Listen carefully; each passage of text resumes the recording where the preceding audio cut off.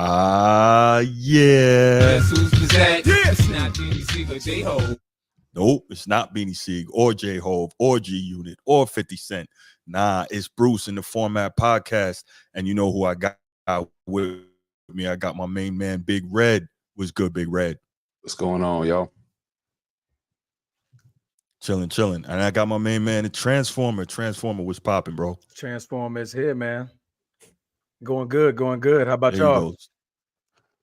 Chilling. So, are you an Autobot or a Decepticon? I never asked you that before. Man, I'm my own thing, bro. I'm my own thing. Your own thing. What? Dinobot, Constructicon? You know what? I got my own planet, bro. My own planet off over yonder. You know what I mean? Does that mean you just trans instead? Chill. Hey, mute Big Red Mic, bro. Go ahead. You can be anything you want. Okay, I ain't gonna get you canceled, man. Let me quit. Maybe Unicron just going around eating up planets. Eating up planets. That's what LeBron does. He goes to each team and eats them up. All right, let's relax. All right, guys. How y'all doing out there, man? There we go. Good, but we didn't even make it 2 minutes. Damn. That was 1 minute and 32 seconds, y'all. Yo, but this time it wasn't me. I wasn't on the show last time. I didn't get it out, so I'm sorry. All right, Joel. So you know G's gonna be in here in a few minutes, man. He's running behind, but let's go ahead and get it started. We got some good topics for y'all tonight, man. As you can see, we're gonna talk some football, NFL, definitely, because tomorrow night is the Hall of Fame game. So preseason is here. AJ, what's good, brother? What's good, man? Good to see you in here. Appreciate you. But yeah, tomorrow night's the Hall of Fame game, and so we're definitely gonna have some good football talk, because that means the NFL season, and of course college is upon us. But today's not a college day; it's just an NFL day. We're gonna talk, of course, since we're in the Olympics, we're gonna talk about some Team USA men's basketball doing their thing, and we're gonna have some very interesting commentary from Carmelo Anthony from his recent appearance on the podcast, where he had some real interesting thoughts that I definitely had some things I wanted to talk about. All right. But before we get to all that, you know what time it is. If you're here on YouTube and you haven't already, please make sure you go ahead, click that like, that subscribe, that notification bell. Make sure you're kept up to date whenever we drop new content on the channel. If you want the audio only version of the podcast, open up your audio podcast platform, hit the search bar, type in The Format Podcast, and we should come right up. If you're enjoying the content, make sure you give us that like, that 5-star review, and drop a comment. All that stuff helps us rise in the algorithm, helps us find more sports fans, helps more sports fans find us. And finally, make sure you write it down, put it in your phone, set an alarm, do whatever you got to do to remember. Saturday nights at 7 p.m. we are live here on the Format Podcast, and we'll give you the opportunity to call in, talk to us, get at me. I love it. I can't wait. All right. So like we said, we're going to start off with some good football talk here. And so I'm going to go a little bit out of order. We were going to start off with the AFC North preview, but since our resident Baltimorean is not here, my main man G, he's not with us yet, we're going to go ahead and we're going to skip to the NFC North. Then we'll come back around to the AFC North, because definitely don't want to discuss those Ravens without him. All right. So, we did you a big one, G. So let's go ahead and we'll take it to the NFC North. Nino, what's good, my brother, man? Thank you so much for the super chat. Appreciate you. Thanks for always showing love and being here with us, man. All right, so let's go ahead and get started on NFC North preview. So I think one of the things that we love about the NFL, man, is every division is exciting. Every division has some outstanding teams, and you see a lot of parity in the NFL in terms of never knowing what you're going to get from season to season. It's the league that has the most worst to first and first to worst in terms of division winners and playoff appearances and all that. Now, over the past few years, we've actually seen more parity at the championship level in the NBA than you have in the than we have seen in the NFL. But in terms of regular season and all that, the NFL is definitely king for parity. So let's go ahead and get to that, man. So NFC North, obviously we got some exciting teams there. We got the Packers, Lions, Bears, and Vikings. And what was that first team again? We got the Green Bay Packers, who reside in Titletown, right? Gotcha. They call it that, right? Titletown, Tinseltown, however you want to call it. Yep. So So yeah, definitely. I'm actually for one kind of excited about the NFC North, man, because we saw the Lions have a resurgence last season that we haven't seen in a very long time. They made the championship game where they fell to the San Francisco 49ers. We got the Bears, who did a whole lot in terms of shoring up their roster and making that much more much better around their number one overall pick, Caleb Williams. You got the Vikings. They got a quarterback that they drafted in JJ McCarthy from National Championship Michigan Wolverines. And of course, you got the Packers fresh off of inking what's my man's name? Jordan Love, man. Come on, get it Jordan right Love. now. Get it. Jordan I'm Love, right here. I'm right here. Thank you. Jordan Love, the young stud. So we got him, and he's gonna be doing his thing. He just got one of the biggest deals in history. So I'm real excited to see what the NFC North has to offer this year. So I'm gonna start with you, Transformer, my resident Packer guy. Talk to me, man. Hey, man, it's gonna be an exciting season. I'm really excited. What we showed last year, we showed a lot of promise with the youngest team in the league to make it to the playoffs, youngest team to knock off the Dallas Cowgirls. I think that's what they call Dallas Cowgirls. I think we blew them out, something like that. I think it was like a blowout, little butt cutting, little butt cut we gave them in Dallas Stadium. Yeah, they try to make it look, they try to make it look respectable with a little, comeback. That pattern.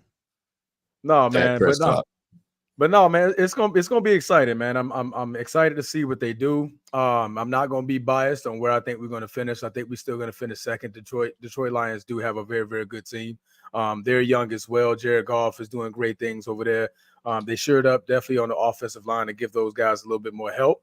When it comes to the Bears are gonna bear. I don't believe it until I see it with them guys. They'll have all the pieces and the pieces that they want. They better hope Caleb Williams is going to be the real thing. I haven't been hearing good things in his training camp, but we shall see. They did show up some receivers over there, boy. I know DJ Moore just got his money. Yeah, he just got paid. Allen. Yes, sir. That kid out of what's that? Not Penn State. Notre Dame, Cole Kmet. No. The receiver. Okay. The receiver they drafted. What's his name? Roman Dunze from Washington. Dunze. Yeah, there you go. Dunze. So that dude's legit. So you got weapons, man. Now it's time to see if you guys can actually, make something happen with those guys. And the Vikings, I wasn't too sure about that JJ McCarthy pick for them. So I think I wasn't sure either. I was actually shocked that JJ McCarthy went in the first round. I liked him as a game manager, and not in a bad way. I liked him as a game manager for Michigan. He can make throws. He's got some arm talent. We saw that at the combine. He's mobile, but I definitely don't like him at number 9 overall or whatever it was. They came up to get him. I was like, that's absurd. Didn't see him as a first round pick. I'll tell you that much. No, not at all. Didn't see him as a first round pick. I think it was a nervous move. Like, we need a quarterback. We need somebody. You know what I mean? But Kirk is going to Atlanta, so you got, man, like what do I have? You know what I mean? So we'll see what they do, but I'm excited, man. I'm excited. I've been hearing some good things about Romeo Doubs coming from Jair Alexander. He made such a high rate move with the statement that Romeo Doubs is top 2 receiver in the league. That's a bit much, but he's a problem. Like, that's a bit much, but you know what I'm saying. But it's up to Romeo Doubs to prove it to the world that he's legit like that. So I do like what we got at receiver. Like I said, we just had that signing with Jacobs. I do like that younger running back. You know what I mean? Every single season he has over 1,000 scrimmage yards. To me, that's the big move right there. Was Josh Jacobs. I think that's huge. He didn't have a huge year last year, but now getting to play with him and being in the play action game and also being able to run it consistently, that's just going to unlock Jordan Love even more, and I think that's gonna be crazy. But let's give Big Red a chance to chime in here, man. What are you seeing from the NFC North? Well, I would love the Green Bay Packers to make a move to all the way to the NFC Championship next year. I just don't think they're quite ready yet. I think scheduling worked great for them. Jordan Love, he is the future. I do see him winning a Super Bowl at some point in his career. Maybe 2 to 3 years out, I think he'll be on the course to being a championship contender with his team. He's a great quarterback. I say he learned under the tutelage. I guess Aaron Rodgers might have showed him something, but all those years on the sideline, he learned something, and he showed improved last year. I just didn't think he had enough in the tank to beat the 49ers last year. With that being said, if anybody comes out of the NFC North, I would give it to the Lions. They are definitely not Title Town. They're the very opposite of Title Town. They got a lot of backing for them last year. They could be Title Town if you talk about hockey. That is true. Or basketball if you're talking about Detroit. There you go. With the Pistons, that is. Been a minute since they won one, but what, about 20 years? About 20 years. Oh, exactly 20 years. Yeah. That's right. Oh, they beat the Lakers in the finals. Happy anniversary, Detroit. You stole one from us. Happy anniversary. Stole. You stole one from us, man. Come on. I think Jared Goff, he's got a lot to prove ever since he was let go from the Rams and, does he though? His championship team taken. Does he though? He went to the NFC Championship game last year. He played extremely well. You got to win it. You got to win it. Almost 4,600 passing yards. 30 made it to a Super Bowl. Yeah, he made it. Nobody's gonna remember that because Cam Newton made it to a Super Bowl too, and he said, "We'll be back when y'all quiet. I'll be back." That's true. We still quiet, man. Yeah, still quiet. I think we're gonna be quiet for a while too. Yeah. No, that's a great point. But I think Jared Goff has proven that he's legit. They paid him. And well, I guess getting paid doesn't necessarily mean you're legit. There's some guys who get paid, but no, he got paid. He was a Pro Bowler last year, almost 4,600 passing yards, 30 touchdowns, 12 picks. I mean, really good. Took the Detroit Lions to the NFC title game. Like, I think he's shown that he's got something. Can he win it? I don't know. Yeah, I mean, compared to the quarterback that they dropped him off from, who came from. He came from the Detroit Lions too, right? Yeah, Matt Stafford. He came from the Detroit Lions.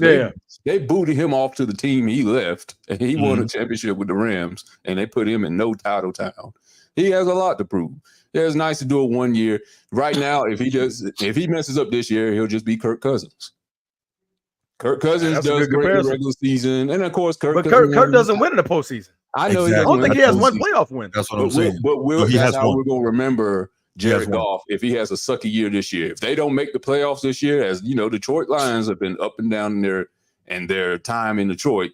1 year they're possible title contenders or at least a playoff contender. Then the next year they suck, and then maybe 5 straight years of them not making the playoffs or more. As Barry Sanders could tell you, if Jared Goff does the same thing, people are going to remember him as Kirk Cousins, who had 1 or 2 good years.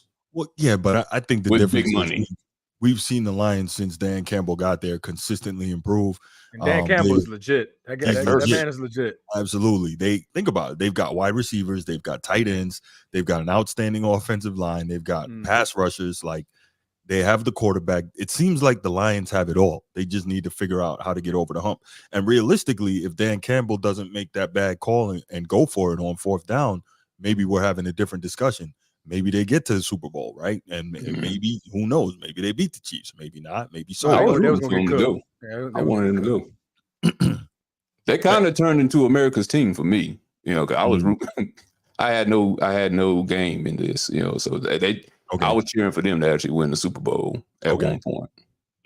I was not, but I definitely did have them coming out of the NFC North. I had them coming out of the NFC North for sure. Did I see them going to the NFC Championship? I'm not gonna say that, but I definitely had them coming out of the NFC North for sure. Definitely preseason. I called it on all social media platforms. We ain't getting it this year. It's gonna be Detroit, and they proved me right, man. Hate to say it, but they did. Yeah, no, I think they have a really good team. They've locked up some of those key components. They haven't had to pay Penei Sewell yet, but when they do, he's gonna break the bank on the offensive line. So, I mean, I think they're in a really good position, man. The Lions look good to me. They really do. Vikings, I think, are we in agreement that they're probably going to end up bottom of the barrel? Okay. Yeah. Bottom of the barrel. There we go. That's for sure. Yeah. I mean, name me somebody over there besides Addison. That's what I was about to say. Anytime you go into the season with Sam Darnold as your starting quarterback, that's just a bad look. They better be glad they were able to keep Justin Jeffries, because I thought he was going to leave. Yeah. Justin Jefferson. Justin Jefferson. You're right. I was like, boy, they got another receiver. So got a cousin, Justin Jefferson and Jordan Addison. That's a nice one too. And is Hawkinson is a tight end, right? That's I believe Detroit. so. Or did he go to Minnesota?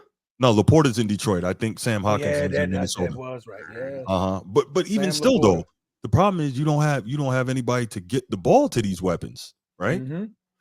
Darnold, I don't think he's going to be able to do it. He has shown us nothing since he's been in the league. I don't believe in that guy. Nah. Yeah. So like, what are you going to do? You can't really run it. You don't particularly. I mean, they got Aaron Jones back there.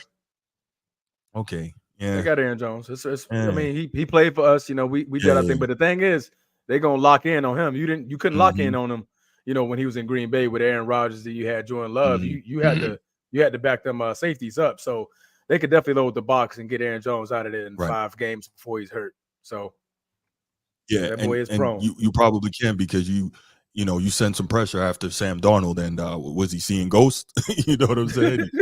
Yeah, definitely. Yeah, he doesn't. He's not going to be able to deal with that. I would be shocked if he gives you any real production. And JJ McCarthy clearly isn't ready yet. I think last I saw, like he was fighting for the 3rd string quarterback spot. Now you drafted him that high, he's going to be the backup for right now. But I mean, 3rd string is crazy for a 1st round pick. I don't care where you at. That's crazy.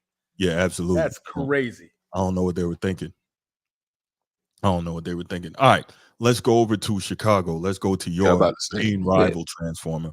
You know what? Let's start with Big Red. Big Red, go ahead, man. Where are you on the Bears? They're going to be 3rd in that division, but simply because of what they did. They're going to build up what they did last year. Did they get double-digit wins? No, they didn't get double-digit. They came close. Last year, I think they're going to get double-digit wins this year based on how they built themselves up from last year. Caleb Williams, of course, the Heisman Trophy winner. He's going to get a chance to show improve. Okay. He's going to be a better upgrade than what Justin Fields was. We gotta stop this because let me back you up. I know it's fair to say that Justin Fields been in the league. What is he going into his 4th season now? He hasn't shown a lot, right? But he hasn't had any real competent coaching. He didn't have competent coaching on the offensive side of the ball. Eberflus has been bad. I can't remember who was the coach. Matt Nagy before that. Like, he hasn't been coached properly for his first 2 years. First bad line, bad weapons. He got DJ Moore last year. You started to see flashes, and really, you look at the offensive scheme, and they're like, "What are you doing with Justin Fields?" Okay, if you're saying that this is a guy who you believe has problems reading the ball or reading the defense and holds the ball too long, well, why don't you create situations which will help him be successful, right? Get the boots and waggles, because we saw when you let Justin Fields roll out, he's such a dynamic threat to escape the pocket that it totally changes up what defenses can do, and he throws extremely well on the run. And so, like, in terms of play design, there could have been much better ways to scheme guys open for Justin Fields if you're concerned about his accuracy, which to me is odd because, yeah, it was college, but in Ohio State, you saw Justin Fields make a number of tight window throws. Like, the dude, I don't know.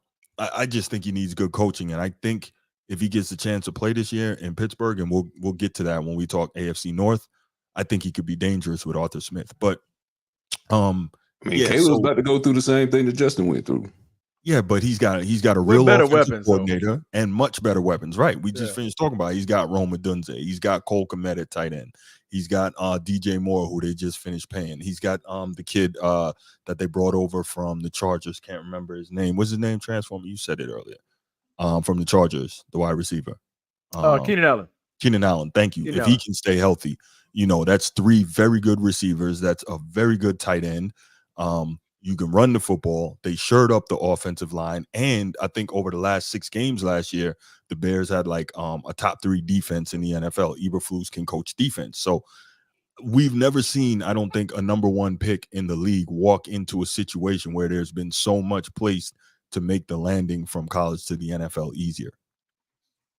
No, that's true. I mean, and they put the pieces there. They could have did that for Fields. That's why I was shocked that they didn't do that. Mm-hmm. For Caleb Williams, they're legit loading up like they in Super Bowl or bust mode. Mm-hmm.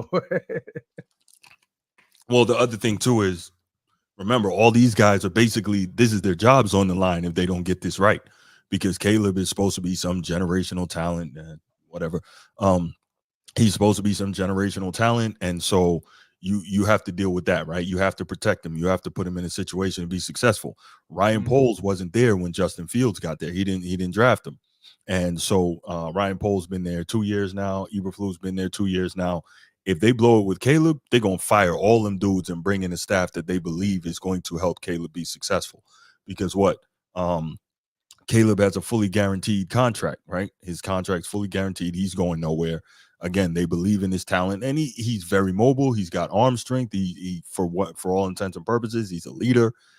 He can do a lot of things off schedule. Now he just needs to be coached up the NFL way. And so you got this guy there. You are going to do everything you can to have success. So that's why they went so hard, in terms of trying to prepare everything for him, because they all know their jobs are on the line. So do you think coming out of college that Justin Fields is a better pick than Caleb Williams was? I think he was just as good. If you watch what Justin Fields was doing at Ohio State, he was an absolute problem. And the crazy thing is, people look at Justin Fields' athleticism, and so they think that he was just some crazy rollout quarterback. There were a few design runs, but if you go back and watch Ohio State tape, Justin Fields was slicing and dicing from the pocket, which is why I don't understand this narrative that he's not able to throw from back there. Because remember, Ryan Day also, he was an NFL coach before he went back to college. I believe he was on I think he was on the Philadelphia staff with he used to coach Oregon. Now he's the OC at Ohio State, coached UCLA. How am I forgetting these names all the time? Chip Kelly. Thank you. Thank you, brother. Appreciate you. I'm here. All right, we're gonna get to that.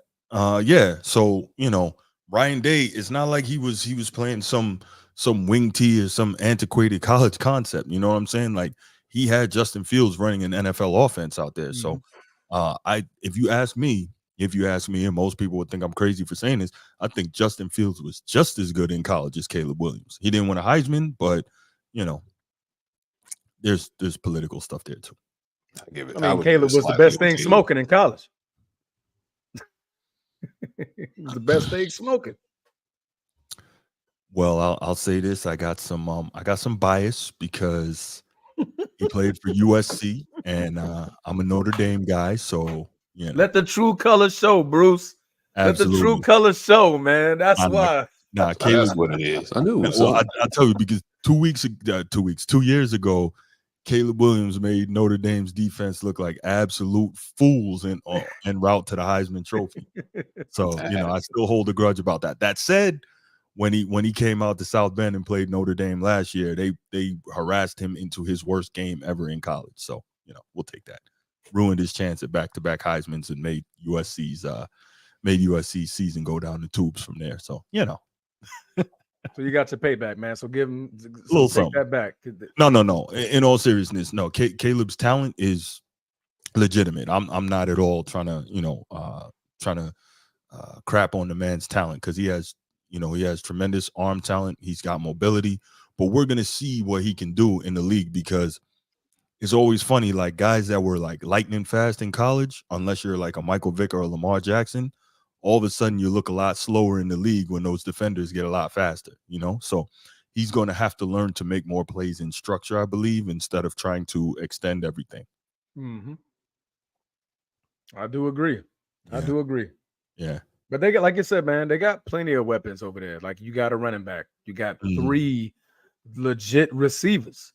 3, not 1, not 2. You have 3 legit receivers, and Swift can catch passes out of the backfield. So, I mean, you got 3.5, 4, if you want to call it. You know what I'm saying? You got Cole Kmet. He's not too bad as a tight end. He's actually pretty good. I think he finished top 10 last year, I want to say, in tight end. I believe so. Yeah. So, the weapons are there. Now it's time for y'all to put it together. Like you said, if they don't get it, if they look bad this year, somebody upstairs is getting fired. Oh, yeah. Somebody on that sideline got to go. Yeah. Because if you can't put that together, then what do I have you here for? Right. What would you say is put it together? Is that a playoff run? Is that a not a run? You got 9 wins. If you can improve on what y'all did last year, 9 wins. If you can get the double digits, I would say that's a successful year. But the thing is, you got to go against it. You got to go against Detroit. You got to play us. Y'all got one heck of a schedule. Let me see. Y'all got the 49ers. You got Indianapolis. You got Houston. You got Los Angeles. You got Arizona. Okay, so you got I AFC mean, South. Okay. so you got a tight schedule to play. So it's AFC gonna be South, tricky. But if NFC y'all can West. look good in a loss and just not look bad the entire game, then Right. And the key is keep Caleb Williams upright and healthy, and exactly. help him to continue to develop throughout his rookie year. I think that's the key. So if you can get to 500 or maybe even 10 wins, because you had 7 wins last year. Yeah. So you have a considerably better roster this year, and you should have better coaching. Shane Waldron, I think he came out from either Seattle or the Rams. can't He's the remember. new OC. It's one of the two, Seattle or the Rams. But he's the new OC in Chicago. So I mean, everything looks good. It's just a matter of, is Eberflus going to mess it up? Well, that's true. Yeah. But it's still the Bears, though, man. We'll see. Bears always do something that the Bears always do. F it up. That's funny. All right, so let's do this. What order do you have? I'm gonna give Big Red. I think What we're all order gonna do say you the have same the NFC North going this year? Detroit, Packers, Bears, and I had to look up there. Was the other Minnesota last? Okay, and Transformer. Ditto. Okay, same thing. And I think we're all in agreement because I got the same thing as well. That said, it Played wouldn't lotto. It would right. It wouldn't surprise me the way Jordan Love ended the year last year if Green Bay could find a way to pull it out in Green Bay and win the division, and Detroit step back a little bit. But then you still have those two teams in the playoffs, because what was it, over the last 8 games last year? Jordan Love was 18 touchdowns and 1 interception, like on fire, just like, looking beautiful. just on Just fire. looking Yeah, beautiful. Yeah, absolutely. You could tell like it finally started to click. Yeah. You know what I'm saying? Like we went 3-5 before that stretch. That stretch, and I was just like, you just saw a different Jordan Love. You saw him just being poised in the pocket, knowing to scramble out, dime throws off the back foot. You know what I mean? It was comparing his legs to what Aaron Rodgers was doing. It was like, man, we've seen this before. We've seen it before. So you definitely know that he learned something from Aaron. He finally got the chance to put it all together and show us. So I think he has a lot more to prove as far as getting us past this to the NFC Championship, to the title. Because in the last 2 great quarterbacks we had, they all won titles. So you got to be that third. Absolutely. And speaking of beautiful, I'm not a Packers fan per se, but speaking of beautiful, here you go. They just showed their new white alternate uniform today. Jersey. That's pretty, right? The helmets. Oh, boy, I'm gonna have to call my boy Demetrius, man. Demetrius, give me that jersey and helmet, G. That's tough right there. I cannot front. That's real nice. Yeah. But yeah, so I definitely agree, man. The way Jordan Love is playing, and like you said, you got a young receiving core. You got Josh Jacobs, big difference maker. The defense looks good. And I think a big part of why we saw Jordan Love take that leap is because the coaching staff saw what he was doing. They saw where he was in terms of his development, and they basically opened up the playbook to him. They stopped holding him back and just let him go. And it's so funny. So this is something I want to bring up with you, Transformer. We always hear this whole business of Aaron Rodgers is the greatest thrower of the football we've ever seen. And way back on earlier podcast episodes I did long before y'all got on, I always pushed back on that. I'm like, I don't understand that, because I'm like, does he make any throw that Dan Marino couldn't make? No. Does he make any throw that John Elway in his prime couldn't make? No. Does he make any throw that Josh Allen can't make? Like, I don't understand this greatest thrower of the football ever. Like, yes, he can absolutely throw it, but what is leading to that hyperbole? I really didn't get it. But the reason I bring that up is you mentioned earlier, Transformer, that when we saw some of the throws that Jordan Love was making last year, it reminded us of Aaron Rodgers. And it's funny because if you go back and watch the highlights, and I didn't put any here because, monetization issues with the NFL, they're really stingy about their content. But if you watch some of these throws Jordan Love was making, like the body, the arm movement, everything really resembled Aaron Rodgers. And I'm like, I wonder if he deliberately tried to, mimic the mechanics. I mean, it's pretty good mechanics to mimic, right? I mean, you've seen it work. Like I said, you sat behind him for 3 long seasons, and you literally seen these methods of how he throws the football, how he picks his knees up when he's running out of the pocket, how he's turning at the hip, when he's launching, what peak is he launching the ball at? So you literally get to watch that for 3 consecutive years. You know what I mean? Like I said, he finally got that chance to put it together after that 8 weeks. He was like, okay, I see what Aaron was looking at. The game is slowing down for him now. It's slowed down for him enough to make those type of throws. So that's the benefit of sitting you behind down for getting drafted, Right. So yeah. Aaron had to do it too. He had to sit behind Brett and learn from him. Right. Yeah, absolutely. Yeah. First round pick, same old deal. I tell you what, this is the other thing, right? It's amazing how some programs in college, franchises in the league, have this ability to be able to draft certain positions extremely well. Like you look at the Steelers and they scout and develop wide receivers extremely well. True. You look at the Packers, how have they managed 3 in a row? Like that's highly unlikely, right? So of course you get Brett Favre, all-timer, legend. Then you get Aaron Rodgers, all-timer, legend. Now you get a guy who looks like he has the capability, as long as he can avoid major injuries and keep his head on straight, to be the 3rd in a row. Like, how does that happen? God did. DJ Khaled said it best. But no, man, I mean, I'm a fan, and I can't even tell you how they did it. You know what I mean? So I think, they stuck to their roots. They stuck to their whatever they're doing, they're sticking to it. They're drafting a quarterback where they want him to be, and they are a first round pick. You make them sit down and you make them watch after this previous great. Like you said, Aaron Rodgers sat behind Brett Favre for 3 years. Like you sit back, watch why he's great. Jordan Love, hey, sit behind Aaron Rodgers. Watch how he's great. You know what I mean? I think that plays a huge role because, just throwing these quarterbacks in these days, not everybody could be a Pat Mahomes and come in and just, well, even though he sat down for almost a year. Yeah, he sat for almost a year. So that method of strategy drafting these first round pick quarterbacks is just not good, man. It's not good. It's doing a disservice to the guys who just need that, half a season or a season to just sit back and watch the game. Like it's going to move a whole lot quicker for them. And especially if they have a great or somebody competent before them, make them sit back and watch, take notes. And then when it's their time to shine, it slows down for them a little bit. Now they can get their feet wet, dive in, give them about 3, 4, 5 weeks to get they game together and take off from there. So, and I was actually gonna bring that to you next, Big Red, and Transformer kind of touched on it. What type of value do you think there is in letting these young quarterbacks who you draft sit for a while and really learn, or do you think it's just a function in the modern NFL of owners saying, "I'm paying these dudes all this money, get them out there," and them being impatient? What are your thoughts on that? Which do you think is the better way to go about it? Oh no, I definitely think it's better to have them sit behind and watch a great quarterback do their thing, and then once the quarterback happens to either get injured or fade away, that they take their chance. But I was just thinking about, when Tom Brady, he had what's his name? Not the other dude that was after him. Garoppolo. Drew Bledsoe.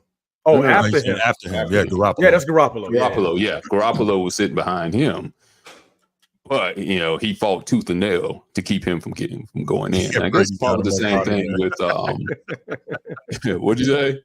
I said Brady got him up out of there. Yeah. And I guess you could say it was the same thing almost with Aaron Brett Favre with Aaron Rodgers, but eventually Brett got out of there, and then Aaron Rodgers eventually got out of there, and Jordan Love got his chance. And maybe that's the difference between Green Bay and most other teams, is that the quarterback has been given more power in today's world, where the quarterback is the more popular position and has the most power within the whole team. So it's harder to do that type of thing. Green Bay seems to be about team more so than just one player. Pittsburgh, probably the same thing, but of course they haven't had the same success as Green Bay has. So I'm thinking that's why quarterbacks seem to have more power, what direction they can go and how long they can stay on a team versus maybe years ago. But Green Bay has kept it about the organization more than just about any other team, besides maybe even the Steelers I'm thinking about right now. Yeah, no, I think you're right. Whatever Green Bay is doing, they seem to have kind of figured out that secret sauce in terms of, picking a quarterback and then letting them really simmer and have the opportunity to grow.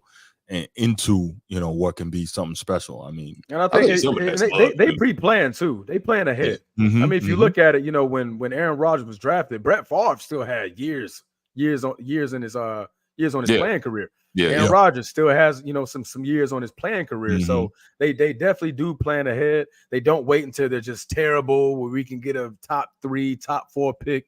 They scout very, very well. Not looking at the top 5 teams in college football. They're looking at them tier 2s. Like, okay, what are the cool? Like, what are the things that make these quarterbacks great in this division? Whatever the case may be. Then scouting from there, and then they draft them early enough to where you still have good pieces there for them players to succeed when it's their time. You're planning way ahead. So I think that plays a part of it as well. Yeah. That's a good point because and I have to take my point back a little bit about the Steelers because they stuck with Roethlisberger a little bit too long and didn't try to find another reputable quarterback to back him up and learn from him. They had Mason Rudolph, and once Roethlisberger was gone, they were sucking after that. Yeah. Now they do still make it about team. I'll give them that because of their coach, I think, and the general manager and the owner, whatever. But at that point, they were too loyal to the team, too loyal to one particular player, Big Ben, and they suffer for that, and they're still suffering now. But we're going to talk about what's going to happen, next in the AFC North or AFC North. Yeah, talking about Sierra Man. Yeah, Sierra Man. Yeah, we'll get that. He's not Russell. He's Sierra, man. Oh my God, Sierra's quarterback. Yo, y'all terrible, man. Disrespect. Futures left behinds. Wow. His doggy bag. Let me stop, bro. Let me stop. That's cold, man. You don't got to do all that. Hey, man, don't post that. Go ahead and edit that one out real quick. That's terrible. All right. We love you, anybody else have anything that they want to add regarding the NFC North before we go ahead and open these phone lines up? 3 simple syllables. Go, Pack, go. Go, Pack, go. He said. I was going to say, I think Jordan Love, if it doesn't happen next year or so, he's going to be in the MVP conversation very soon. Oh, yeah. I can see that. Okay. So let's. He just threw it back right there. So let me take a second, right, before we even. Yeah. So okay, here's the question now. All right, I got y'all. This is a good one. You have the opportunity to redraft. Well, it's not the same draft, but you have the opportunity. CJ Stroud or Jordan Love, who you taking? Yeah. Oh man, come on, man. Come on, man. They both had one season, bro. Like, come on. Well, we can only base it off what we've seen, right? Man, I'm gonna stay home, bro. Jordan Love, man. Jordan Love, because that's tough. I mean, you talking as a fan, or you saying that you think that I like them both. Upside, I like them both, man. I like them both. I'm hoping that CJ Stroud doesn't have a sophomore slump. That's what I'm thinking. You know what I mean? So he was a rookie last year. You don't have tape. There's nothing to really see. I'm gonna go with Love, man. I'm gonna go with Love. I'm gonna slightly go with Jordan Love. Wow. Okay. It's slight. I would agree with Red. Yeah. It's slight. I'm gonna slightly go with Stroud. Yeah. And there's no slight on Jordan Love at all. Stroud doesn't turn the ball over. I think he had 5 interceptions last year. He doesn't turn the ball over. I think Love didn't really turn the ball over. No, but he turned it over a little more than Stroud. I'm not saying he's Brett Favre. He's not a turnover machine, but also had way more touchdowns. Say again. Yes, he had more touchdowns. Yes. What are we looking at though? So I'm listen. I'm not trying to take no shots at Jordan Love. No. I mean, you can't go wrong. I like your pick. I mean, you can't go wrong. You pick CJ Stroud. I'm not gonna be mad at it. I like CJ Stroud because the way that dude slice and dice from the pocket, and y'all know when it comes to my sports, I'm kind of old school with certain things. Now, don't get me wrong. I'm not mad at a quarterback who can get out and be mobile and do all that stuff. And CJ Stroud is, he's sneaky athletic, but the way he manipulates the pocket and he can slice and dice you in there with all type of turmoil around his feet and all that, I think he is so good and he's so legit. And they got him a true number 1 receiver. But the only thing I'm kind of concerned about is now that he's got a true number 1 receiver, is he going to be too worried about making sure that Stephon Diggs gets his touches and his catches. You know what I'm saying? Well, And Diggs is that going to mess something. up the continuity of the offense? Say again? Diggs gonna say something. Oh yeah, you know he's going to want the ball, right? Yeah. Because he's trying to get a new deal, whether it's in Houston or somewhere else. You know, he's a number 1 wide receiver. You can't get a new deal without the catches, right? Mm-hmm. So yeah, but I think Stroud is just so good, man. Coming out, I said he should have been the number 1 overall pick. I don't know what was the Bryce Young thing, whatever. Well, I know exactly what the Alabama Bryce Young thing was. Yeah, when in doubt, go with the SEC, lazy scouting. But no, I think Stroud is just and again, Jordan Love is awesome. I think Stroud he's special, man. He is special. I think he's. But what have you seen CJ Stroud do that you haven't seen Jordan Love do? Is my question. Nothing. Like I said, I think it's just my slight preference of the way he plays the position in terms of being just slicing and dicing from the pocket more. And you know, give me another year to answer this question. It's tough, man. I hate getting quarterbacks reviews after just 1 year, because once you get that tape on the person and see what their weaknesses and strengths are, sometimes it changes by the second year. Because Dak Prescott didn't have no turnovers either, and then he had a great team run in the playoffs. Well, not in the playoffs, in the regular season when he was a rookie, and now we see what he's become now. Yeah, we saw what not having a run game would do to him too. Exactly. Yeah. He has to have a perfect team around. Yeah, he's got to have a lot around him, and I don't think you can say the same about Jordan Love or CJ Stroud. Oh, so. I agree. We've seen that in the same level. Right. No, right. If CJ Stroud had Dallas team or Jordan Love had Dallas team, championship with a good coach, different general manager. Let's put that out there. Then they would probably be Super Bowl ready already. Oh yeah, right, without a doubt. Most, I think that would be crazy. But yeah, I just thought that I would throw that out there because I thought it was a very interesting comparison and definitely something to think about. Yeah, like Big Red said, give us another season, man. You threw that. You threw that one at us right there. You threw that one at us. It just came to me. I was like, let me go ahead and throw a monkey wrench in here. Yeah. No, I definitely thought that that was worth bringing up. All right, let's do this. Let's go ahead and let's open up the phone lines. All right, for my football fans. Anybody wants to call in with some thoughts on the NFC North and kind of what we talked about. Oh, and especially if you want to add your thoughts on who you would take given the choice between CJ Stroud and Jordan Love. I definitely would love to hear what anybody has to say about that. The number is 904-219-8264. 904-219-8264. Let's get it. If you missed it, it's literally scrolling on the bottom of the screen. It is. Scrolling right there. Can't miss it. 904-219-8264. You gotta put your true big baritone voice on there when you say it, bro. Oh, come on, man. Yeah, you gotta hit that quiet storm button too, with the thunder and lightning in the background. You know what? See, I'm gonna let Big Red do the baritone. He could do the baritone. He do better than me. Go ahead, Big Red. Do it. Wait a minute, let me get the number back up here. I forgot that's all now. Oh, okay. Make sure y'all call 904-219-8264. There you go. Baritone Big Red. There you go. Podcast. Guarantee you to get you pregnant or at least get child support in the next year or so. Not by me though. The two up top.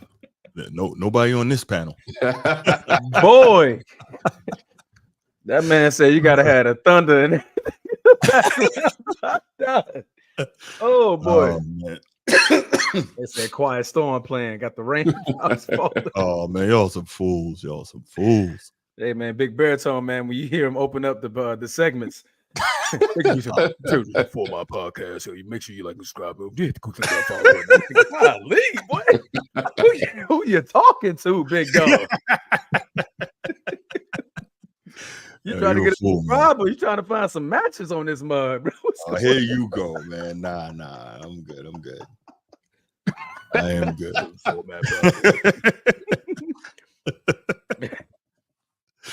Oh man. Okay. All right. Looks like we're not gonna have any calls on this NFC North piece. Well, I was hoping my main man G would be in here by now, so we could definitely get his thoughts on the AFC North. But let's go ahead and we're gonna head up to that. We're gonna get back to that. So AFC North, more affectionately known as the bloodbath or the best division in football. I'm not going to disagree on that. Yeah. So we have, I mean, we know it's a division full of physicality, full of defense, full of hard-nosed players, and it's crazy because you have all these great defenses, but now you're getting into also having explosive offenses. So you've got obviously the Cleveland Browns, the Bengals, the Baltimore Ravens, and the Pittsburgh Steelers. So let's go ahead, and I think I started with you last time, Transformer. So let's start with my main man, Big Red. Big Red, why don't you give us your opening thoughts on the AFC North this year, kind of what you anticipate, what you see, maybe what are some major thoughts, storylines, etc. on this? Well, really simple. Cincinnati Bengals will be Super Bowl contenders next year because Joe Montana lookalike Joe Burrow will be back at the helm as a quarterback with a better offensive line this year. And he's got a lot to prove because he's still got to make some comebacks to Mahomes. You know, him and Mahomes were comparable quarterbacks at one point, but yes, Joe Burrow does not have a Super Bowl yet. You got to stay healthy, man. Got to stay healthy. And I'll tell you what, realistically, it's crazy. If literally Joe Burrow within 1 minute of winning a championship, and then Aaron Donald makes a Superman play, and you know the rest is history. So too much time. Yeah, absolutely. Here we go. Here come G. Here's G.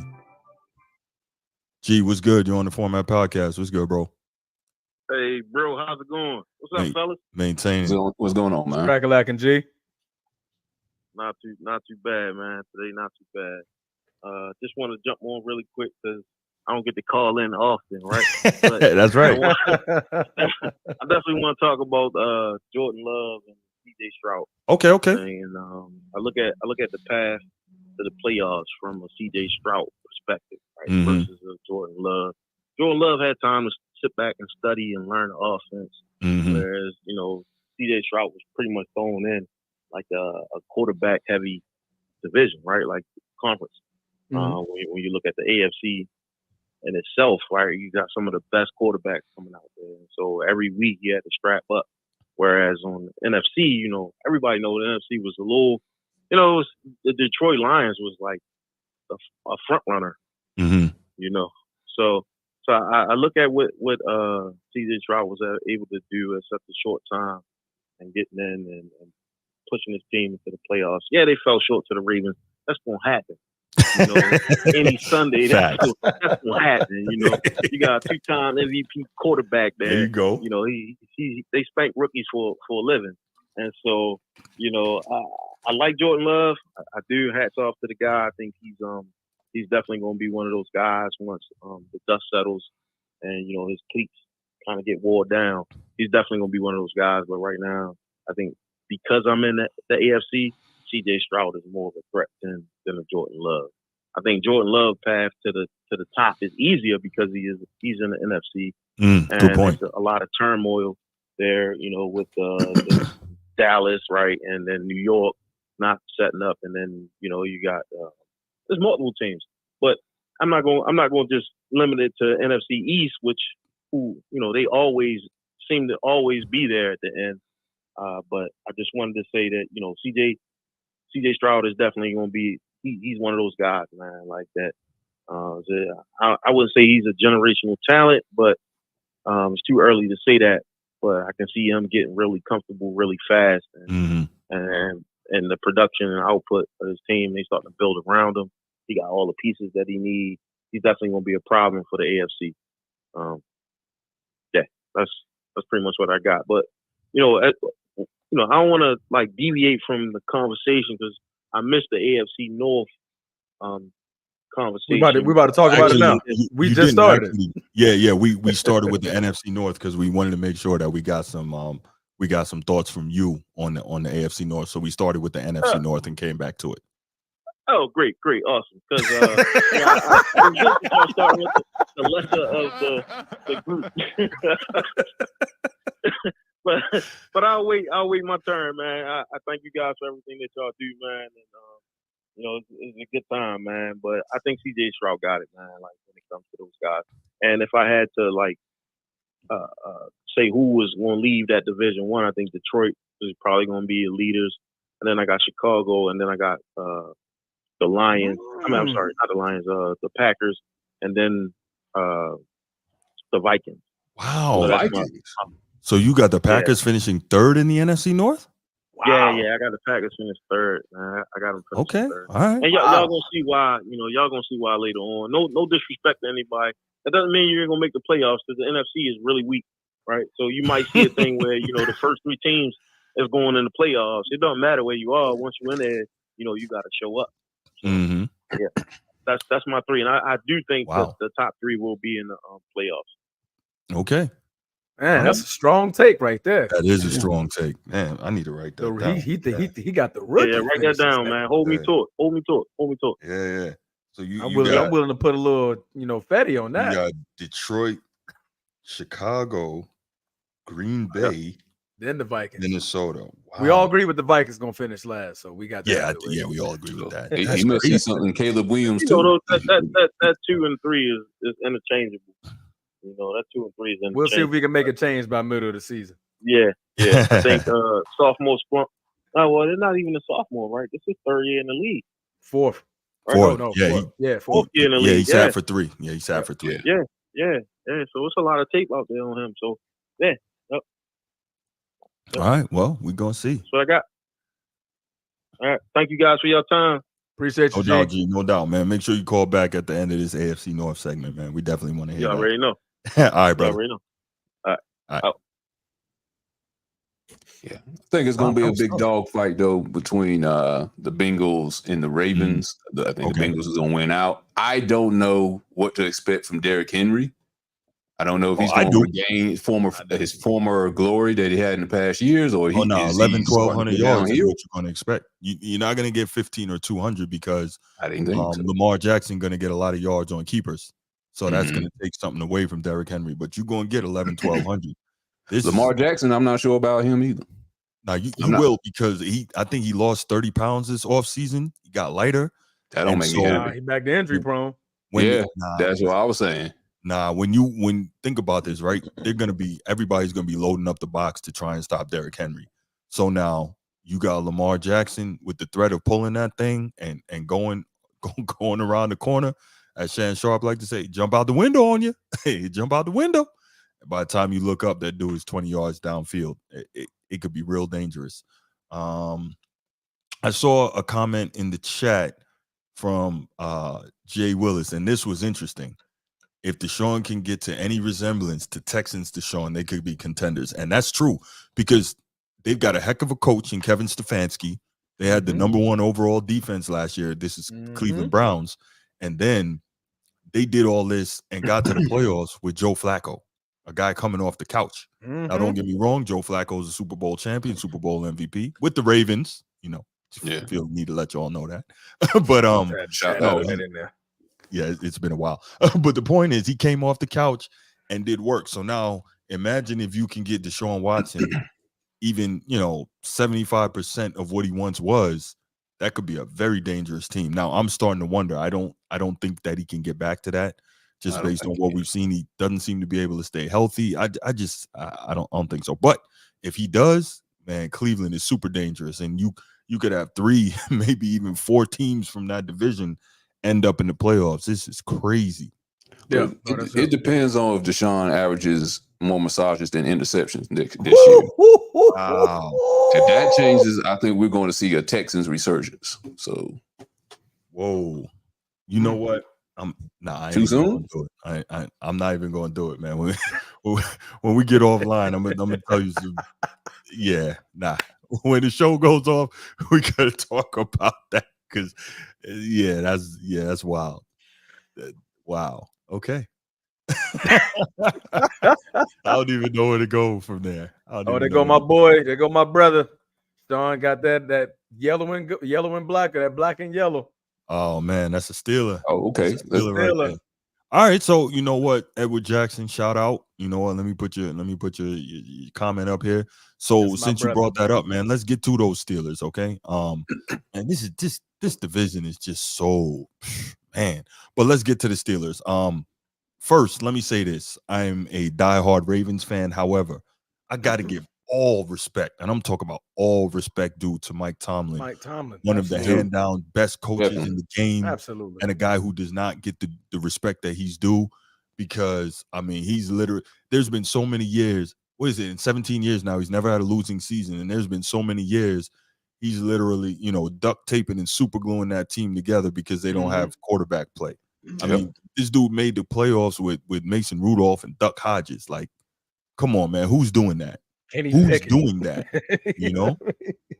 Nah, real talk. I mean, his defenses are always elite. They can get after the passer. They can stop the run.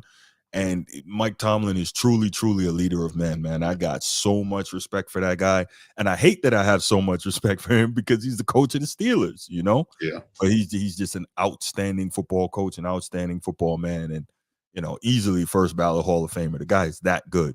Yeah. But yeah, with that being said, yes, you're looking at this team now, and I tell you what, I think it was a really sharp move to bring in Arthur Smith as the offensive coordinator. Derek Osbury, I don't think I know you. Oh, that's my other brother, boy. Shout out Cali. He out there in Cali. Military. All right, was Navy good, brother. Derek, man. Appreciate you showing the love, man. Appreciate you. Love. I hope so, man. I hope so. We'll Trust me, hey, that boy was remember. one hell of a cook, by the way. So he'll definitely bring some meals to the podcast. Yeah, that boy can cook, man. All right, no doubt. Yeah, where were we? Steelers, yes. Sierra's quarterback. So you know what? Okay, so I don't even remember what I was saying, but as we're discussing the Steelers, and you were talking about the coach. The greatness of Mike Tomlin. So that's the thing. We saw what he's been able to do without Arthur Smith, right? So Mike Tomlin brings in Arthur Smith, former OC for Tennessee. And here's the thing, right? Nobody's going to talk about Ryan Tannehill like he was special, but Arthur Smith made Ryan Tannehill a Pro Bowler. So if he's doing that with Ryan Tannehill, he now has a Super Bowl champion in Russell Wilson, Sierra's husband. And he's also got Justin Fields, a guy who's an elite athlete, huge arm, and can do a lot of the things that they did with Ryan Tannehill. So either one of those quarterbacks, I think they're going to have success running Arthur Smith's scheme. And so that makes Pittsburgh immediately dangerous. Your thoughts on that, Transformer, and then we'll hear from Big Red. Well, man, CC's husband has to show us something this year. I think he's dinged up already. Come on. That's already a problem. Already. Yeah, Justin Fields is taking the first team reps right now, and they're saying that he's looking good in camp. And that's a huger problem. So with that being said, this is more of a prove-it year for him, because if he doesn't do anything this year, he's out of the league. It's done. I think that'll be the writing on the wall for him, that he should just go ahead and hang it up. You know, let CC continue bringing in the money that she's bringing in, drop another album, and keep it pushing. You know what I mean? Collect them future child support checks and live happily ever after. You know what I mean? But in all seriousness, though, I think the Steelers are going to be all right. I mean, like you said, that's a tough division. Very, very tough. Mike Tomlin can't go wrong. I mean, the man, you've seen this man with the most piss poor at quarterback and literally make magic to make the playoffs. So, I mean, you literally have Jackson, 4 man, teams. ain't nobody coming over there, man. I'm not leaving the flock to come to the Steel City. We're not doing that, man. Yeah, you got the yellow right, but the other color's green over here. So it's green and yellow. You know what I mean? The ones that beat y'all in the Super Bowl, remember that? But let's not talk about that. But like you said, man, all 4 teams can literally be in the playoffs. They all can. You know what I mean? My order. Y'all ready for this one? You ready for this one? What you got? I got the Ravens. I got I want to see lightning and thunder. You know, thunder and lightning. You know, Lamar Jackson, Derrick Henry. We'll speak on that later. The Cleveland Browns. Okay. That's my number 2. Okay. Bengals 3rd. Pittsburgh last. That's what I got. I think what I saw from the Browns, I saw them get a boy off his couch. Yeah. Sit back, relax, chilling. And them boys finish second in the division. You know what I mean? So That tells you a Baltimore lot about over the everybody. Gino, the Transformer was speaking. Know your role, Ravens flock. But no, man. But like I said, I do see. I think the Cleveland Browns can shock us, and I'm also playing the card that I need to see. I almost called him Justin Herbert. What's that boy? Joe Burrow. He got to be healthy, man. He got to get healthy. He just got to stay healthy, man. He's so good. You know, he's 4-1 lifetime against Pat Mahomes. Yeah. He's the only dude that's really giving Mahomes that, you know, that legitimate like no fear. You know what I'm saying? He is legit. You know, Pat, 3-1 in the Super Bowl. Oh yeah, no doubt. That's what Joe Burrow need to be. We can talk about you being 4-1 against Pat Mahomes, but if Pat Mahomes is the only one winning championships, man, you just know how to beat him in the regular season. No, I get it. Well, remember he beat him in the AFC playoffs, championship game at Arrowhead too. So, you know, that's no doubt. That's all we can remember you by. But we got Pat Mahomes on his third chip already. Yeah, you got to get healthy. You got to beat Pat again, and you got to win the big one. So that's predicating a lot on him. But that's my order, man. Okay. All right, Big Red, go ahead, man. What you got? Okay, my order. Let's see. Let me look at the little graphic up here. It'll be Bengals, Ravens, Steelers, and the Cleveland Browns. I think Steelers are going to get double-digit wins this year, at least 10, just because, like Tomlin, it already sounds like we're already going to get a quarterback controversy because you already said. I think so. Russell Wilson's already dinged up, you know. Yeah. I don't know what Sierra's been doing to him. TJ Watt, if he stays healthy next year, came over there and smacked him around. I don't know. Yeah, she might be. Or maybe Future did something. I don't know. Yeah, that's what I'm saying. Maybe he came in, you know. Yeah. TJ Watt got to stay healthy next year, bolster that defense. You know, defense is always going to be the calling card of the Steelers anyway with Tomlin. But, you know, as long as their offense does great next year, they may shock and actually get the number 2 spot. I wouldn't be surprised. Pittsburgh. I got to see what Ravens' schedule too. I got to see what their schedule look like. Ooh, let's call it out. I'll pull it up. Y'all continue talking. And also, well, I guess I could say the same thing about Joe Burrow. Joe Burrow got to stay healthy. That's the thing. Lamar Jackson got to stay healthy too. Yo, this division is so vicious, man. It beats people up, man. It's like a meat grinder, man. It really like puts dudes in the hospital, man. Seriously. And so I don't know. Everybody's so evenly matched. They know each other so well. It's so physical. It's a really tough spot to be in. I probably would go Baltimore, Cincinnati, Pittsburgh, then Cleveland. I feel like Cleveland is going to take that step back. I just don't trust Deshaun Watson. I don't know what he is or isn't going to be. I just don't trust it. And, you know, there's not Joe Flacco to come save the day again. So that's what I see. By the way, did any of y'all see that? I think it was last week, Nick Chubb was squatting like 540. Yes. After like destroying his leg last year. Hey, I saw that game. I saw that injury live. I was at the cigar lounge. All right. Okay. Shout out Dapper D's over here in Jacksonville. But man, that was gruesome in the squat. Like, look here. I have a torn meniscus and ACL, partially torn. I got torn meniscus too. I don't like walking upstairs, let alone squatting at all. This man is squatting 5. That's ridiculous. Yeah, that's Nick Chubb is a damn beast. He is a beast. Yeah. That's coming from a personal trainer, guys. That's ridiculous. No, absolutely. That's ridiculous. Yeah. All right, G. Let's get it, man. Let's get your thoughts on the AFC. No, all right. I know where it's going, man. Come on. What you got? Uh-oh. Man, unmute yourself. There you go, Mr. Mute G. We're gonna call him Mute, boy. Sometimes you gotta say it twice so they can hear you. You know what I'm saying? Ravens over everybody, man. Ravens over everybody. You know what it is, man. My guy. So if just following the lead, you know, we picked out Ravens 1, of course. Everybody got to pick who they thought was going to finish. Raven number 1. It's a toss up between the Steelers and the Browns, right? And I'm gonna tell you guys why, because we don't have a lot of tape on Deshaun. And if Deshaun coming in the camp healthy, that that Browns defense it's smash mouth, man. Like they got everything. Yeah. Whereas, and then you look at the strength of the schedules as well. Like, not saying that once they get to the playoffs they're gonna be able to do anything, right? Because we know the Steelers gonna be out of smoke. There's no way in hell the Steelers gonna be able to drive through that schedule and get in the playoffs and actually be worth anything, right? Like they got like one of the hardest schedules in the league. But just going back to it, I'm gonna say Ravens 1. I'm gonna go with the Browns 2. Cincinnati. The reason why I say Cincinnati 3, this fucking duck then dyed his head blonde. His head not in the game at all. What's that about? You know what I'm saying? His head not in the game at all. And then Chase not getting paid. So now you have another issue there in the locker room. And so Higgins on the franchise tag. And T. Higgins on the franchise, right? Man. They're gonna fall apart, man. I got these guys falling apart.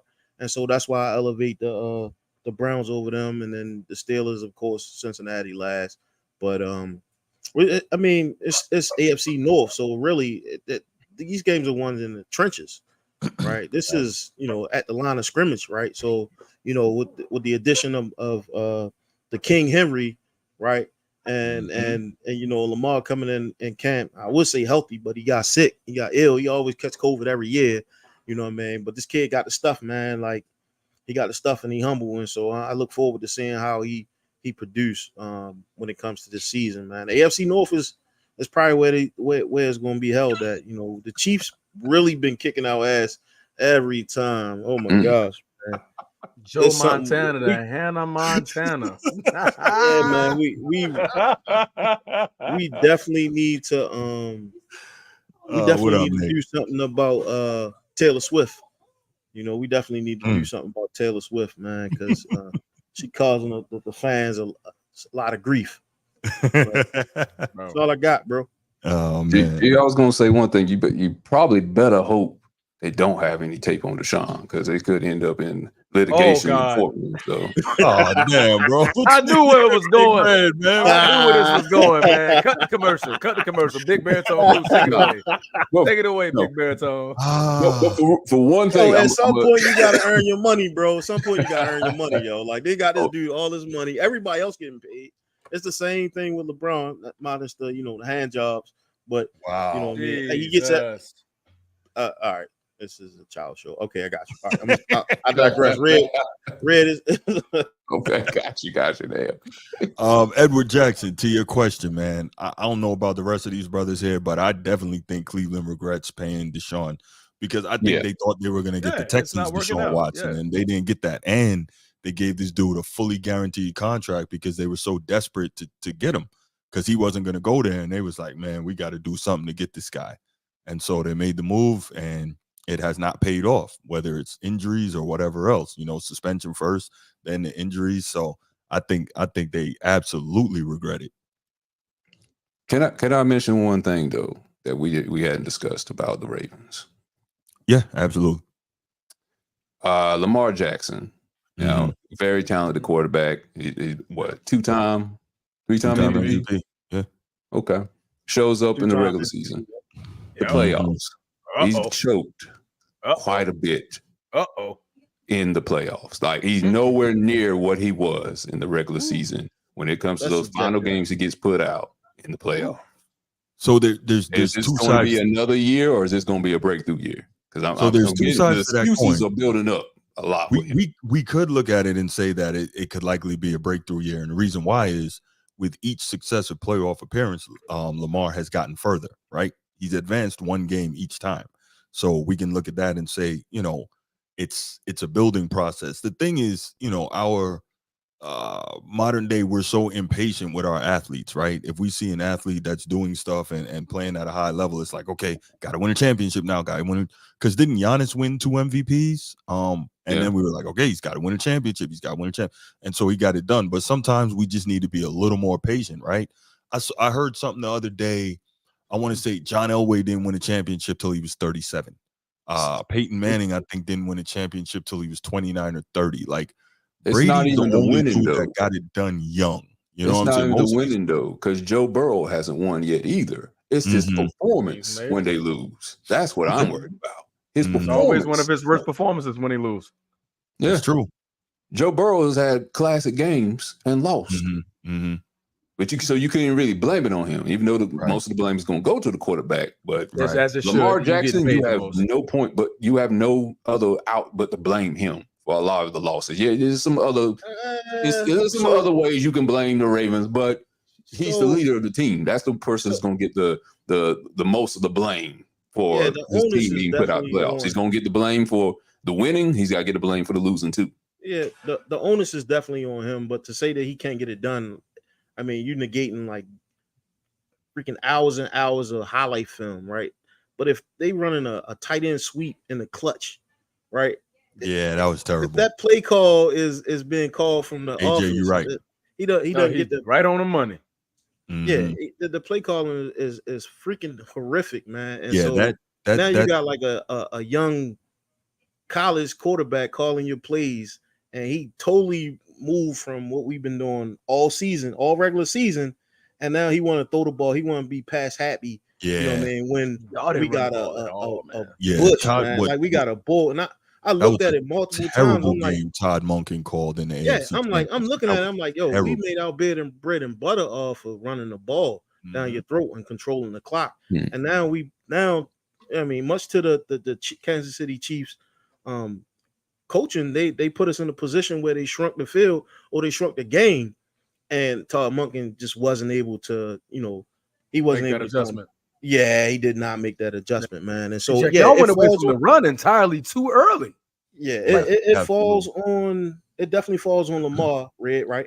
It definitely falls on Lamar because he's the quarterback on the center. But until he get that audible accolade under his belt where he can change those bullshit plays and make something out of nothing, then he and from what I hear, that's what he's getting this year, the ability to make those, hey, look, this ain't a play.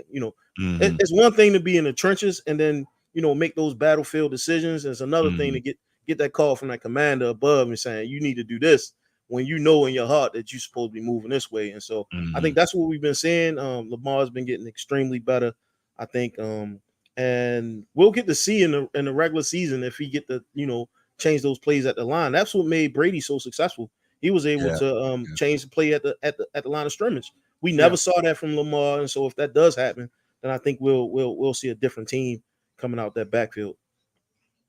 Yeah, I'm excited, but I'm not gonna lie. I'm excited to see the Ravens. I've never said that in my life, but thunder and lightning, boy, that's gonna be crazy. We got Derrick Henry, one of the strongest running backs we've ever seen. We got Lamar Jackson, one of the fastest quarterbacks we've ever seen. It's gonna be some plays, man. Like that RPO game and the read option game. Them outside linebackers, they're not gonna know what to do, man. They're literally not gonna know what to do. You can play action to Derrick Henry, you got to back up. You know what I mean? So Lamar Jackson, that hole is gonna be wide open for him to make a scramble. So I don't see him holding the ball for 7 consecutive seconds when he can take off like we know he can and sprint down. You can't load the box. You can't load the box because Lamar's showing that you can throw it. But then if you don't load the box, they're gonna pound it right there. So there's not a lot of options defensively. Yeah, and like what AJ said earlier, he said y'all got some mediocre receivers with Derrick Henry in your backfield. You just need them to be good. I mean, you don't need them to be great. I mean, what you got? Rashad Bateman. What's the starter? Zay Flowers. I think you got a third over there. That's pretty decent. But so you got some decent receivers, and you got one of the best tight ends in football, in Mark Andrews. So you just need them to be good. You don't even need them to be great. Just be good. And when I'm throwing you these passes, be there to catch them because them safeties have to drop eventually to stop Derrick Henry. You know what I mean? So you're gonna get a lot of one-on-ones. Right. No, definitely. Yeah, I'm curious to see how many quarterbacks out there that have the ability to change the play at the line of scrimmage. Just because we got so many young quarterbacks out here, they kind of keep you on the line for as long as they can until it's like, all right, well, I need to be able to make these changes. At the line of scrimmage. Well, I'm pretty sure Stroud does. I'm pretty sure Trevor Lawrence does. I would have to go down the line, but probably Purdy, Stafford, Love, Kirk Cousins. I think a lot of these quarterbacks have the ability to change the play at the line. Yeah. I'm definitely gonna watch that this year to see, because you just putting all this on, and like we saw with, and I hate to go back to RG3, but this guy had like his first few years, he had multiple offensive coordinators calling plays for him, and he didn't have the ability to change any of those plays. Yeah. And so it's like to the demise of the Redskins, like they just couldn't put it together because they constantly changed offensive coordinators. And so, I mean, which you get a good offensive coordinator, next thing you know, you got a great a head coach. So, in this league, anyway, we'll just can't wait to see how we do this year, man. Honestly, yeah. There it is. There it is. All right. So, if I didn't give mine, I got Baltimore, Cincinnati, Pittsburgh, and Cleveland. Just don't trust Deshaun Watson. I just don't. And I think it's gonna hurt Cleveland in the long run. And Cincinnati, man, Joe Burrow stays healthy. I think that's a dangerous squad right there. And Pittsburgh always going to be competitive. And with Arthur Smith coming in, I think he can do wonders with Justin Fields. So that team is immediately going to be dangerous. That's my thought. So I got a question. Do you think at what point do either Justin Fields take over? Now, well, Justin Fields is taking first team reps right now. So he's the one. He's QB1. Yeah. Well, he's not QB1, but he's taking first team reps because what's Russell Wilson, Sierra's husband. He's he's dinged up right now. So isn't she pregnant right now? Man, how do you know this stuff, man? What? Oh, it's coming Did she have that baby already? Maybe she did. I knew she was pregnant at one point, but yeah, they had a kid. I think he named the kid Win. Man, that dude got Win Wilson. Goodness gracious, man. I'm just saying. What's Russell Wilson injury? We know the first few months he got to do maternity leave. Oh Jesus! Oh man, stop, man. Maternity leave. Wow. They still do that, right? That boy get maternity. Not in the NFL. Especially not in that division. Oh man. Okay, he said Russell Wilson. Oh, he got a calf injury. Yeah. Mm-hmm. Shin splint. But he said he returned to practice because he already know, man. Justin Fields made it. He made it clear. He ain't go there to sit. You know what I'm saying? He went there to compete, and I think he's a perfect fit for Arthur Smith's system. I really do, and I think given the opportunity, he will take that job. So we'll see. Oh, he probably strained it. He injured it pushing a sled, so he probably just strained it. Yeah, it could be. Yeah, there's a slight strain. He'll be all right. But the thing is, with a calf injury, you gotta be careful because especially with an older player, that can turn into an Achilles. Yeah. So you gotta really give that time to heal. But Russell Wilson's like, damn, I gotta make sure a young fella don't take my job. Yeah. You know? Gotta make sure Future pick up his kids on time too. Yeah. It's tough for him, man. Put some pressure hey, as a Ravens fan, I definitely want to see Justin Fields over Russell Wilson. I tell you what, Justin Fields is better than you think, G. You gotta be careful what you ask for, man. He is better than you think. This is the guy that got punted from Chicago. Bro, I think you missed it earlier. He had terrible offensive coaching. He got real coaching now. Fair catch. And he got a better defense. I'm telling you, he's better than you think. But let's leave it right there. And let's go ahead. We'll open up the phone lines. 904-219-8264. 904-219-8264.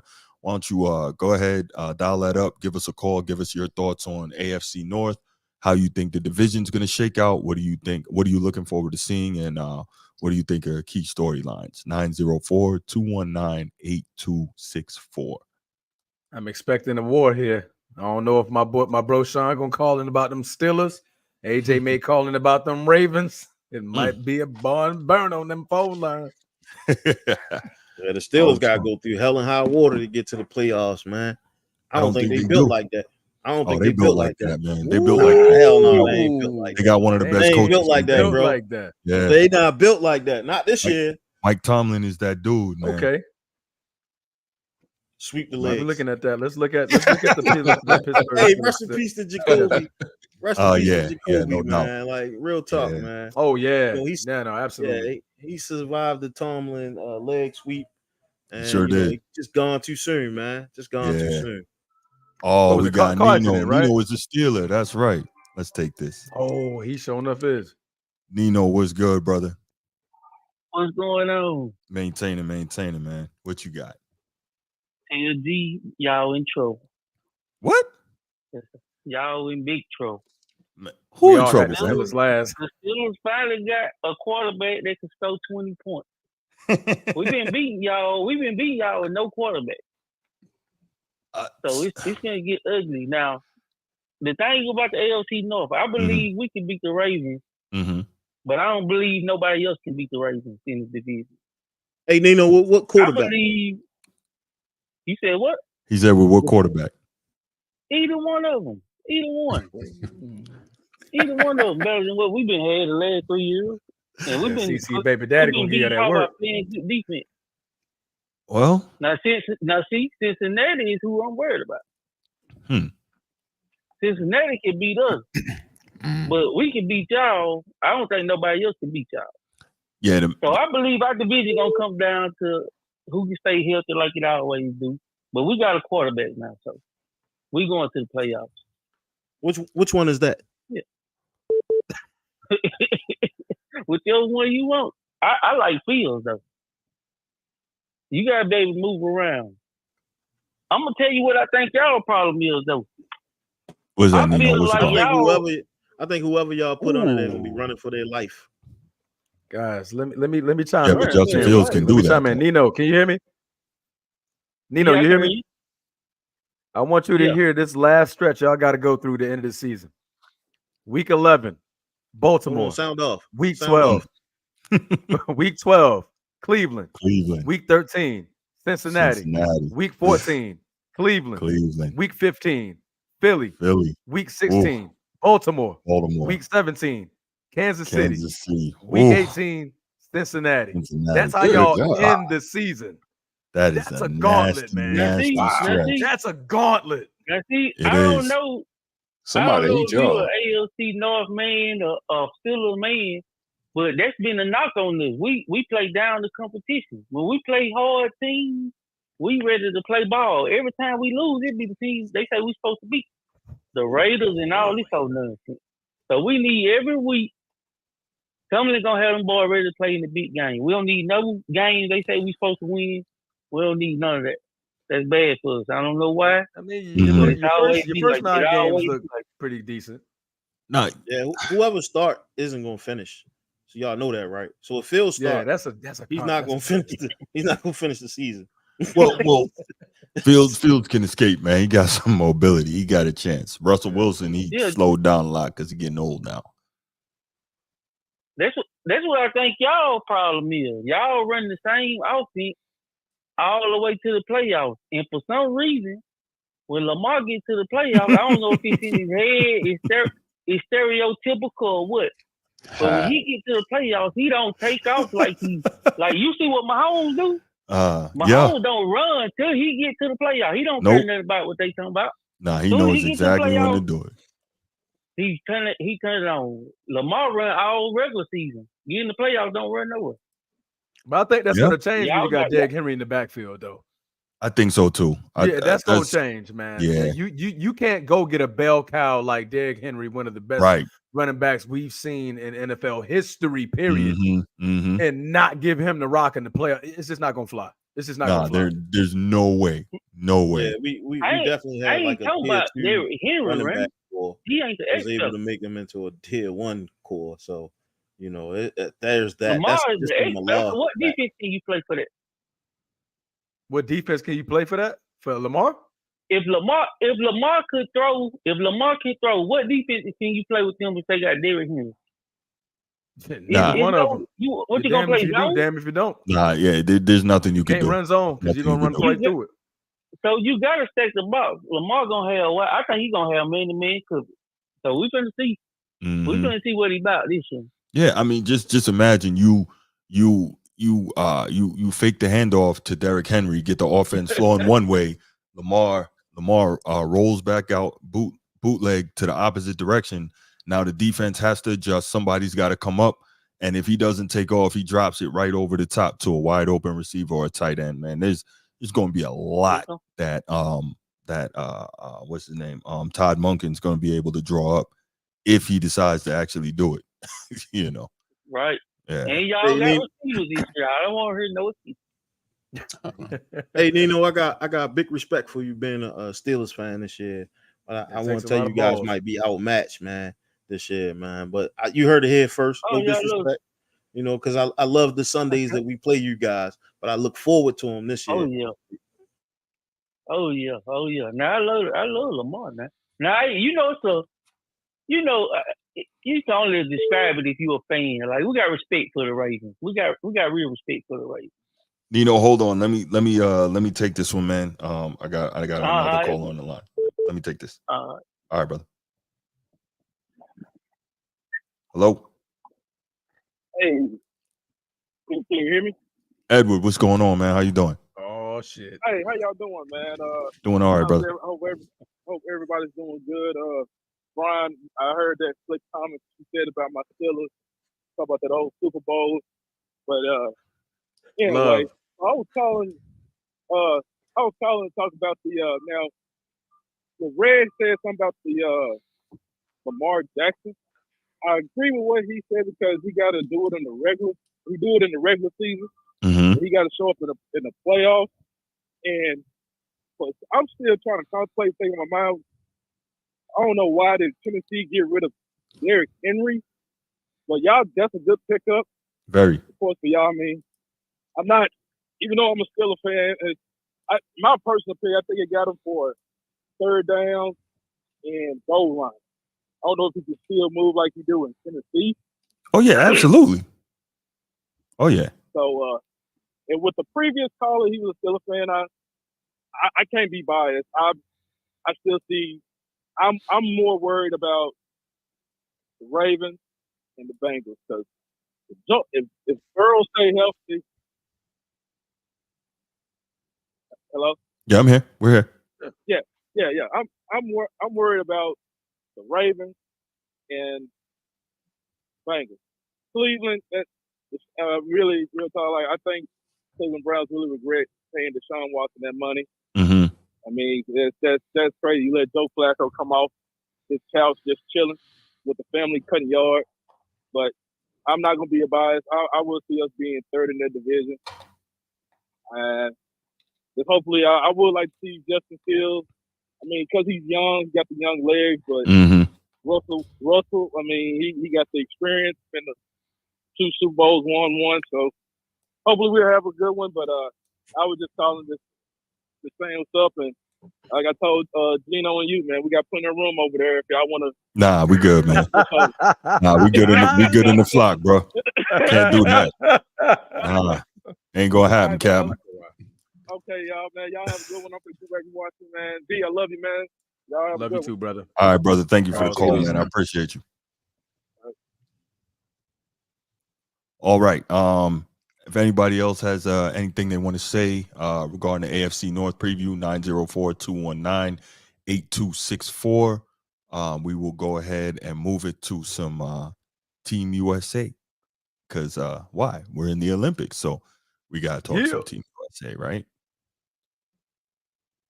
Man, Tatum didn't even suit up today, man. I watched him. He played today. Yeah, I seen him throw fucking. He might as well set the bench. They might as well let Embiid play today. Yeah, he was throwing shit up against the side of the backboard. I was like, oh my gosh, man. He's been sitting too long. Look, I don't know what it is with you and Tatum, man. I'm starting to think this dude stole your shorty or something, man. I don't know, bro. man. I'm trying to tell you, man. He unworthy. He unworthy, man. He unworthy. Mr. Brown should have been there.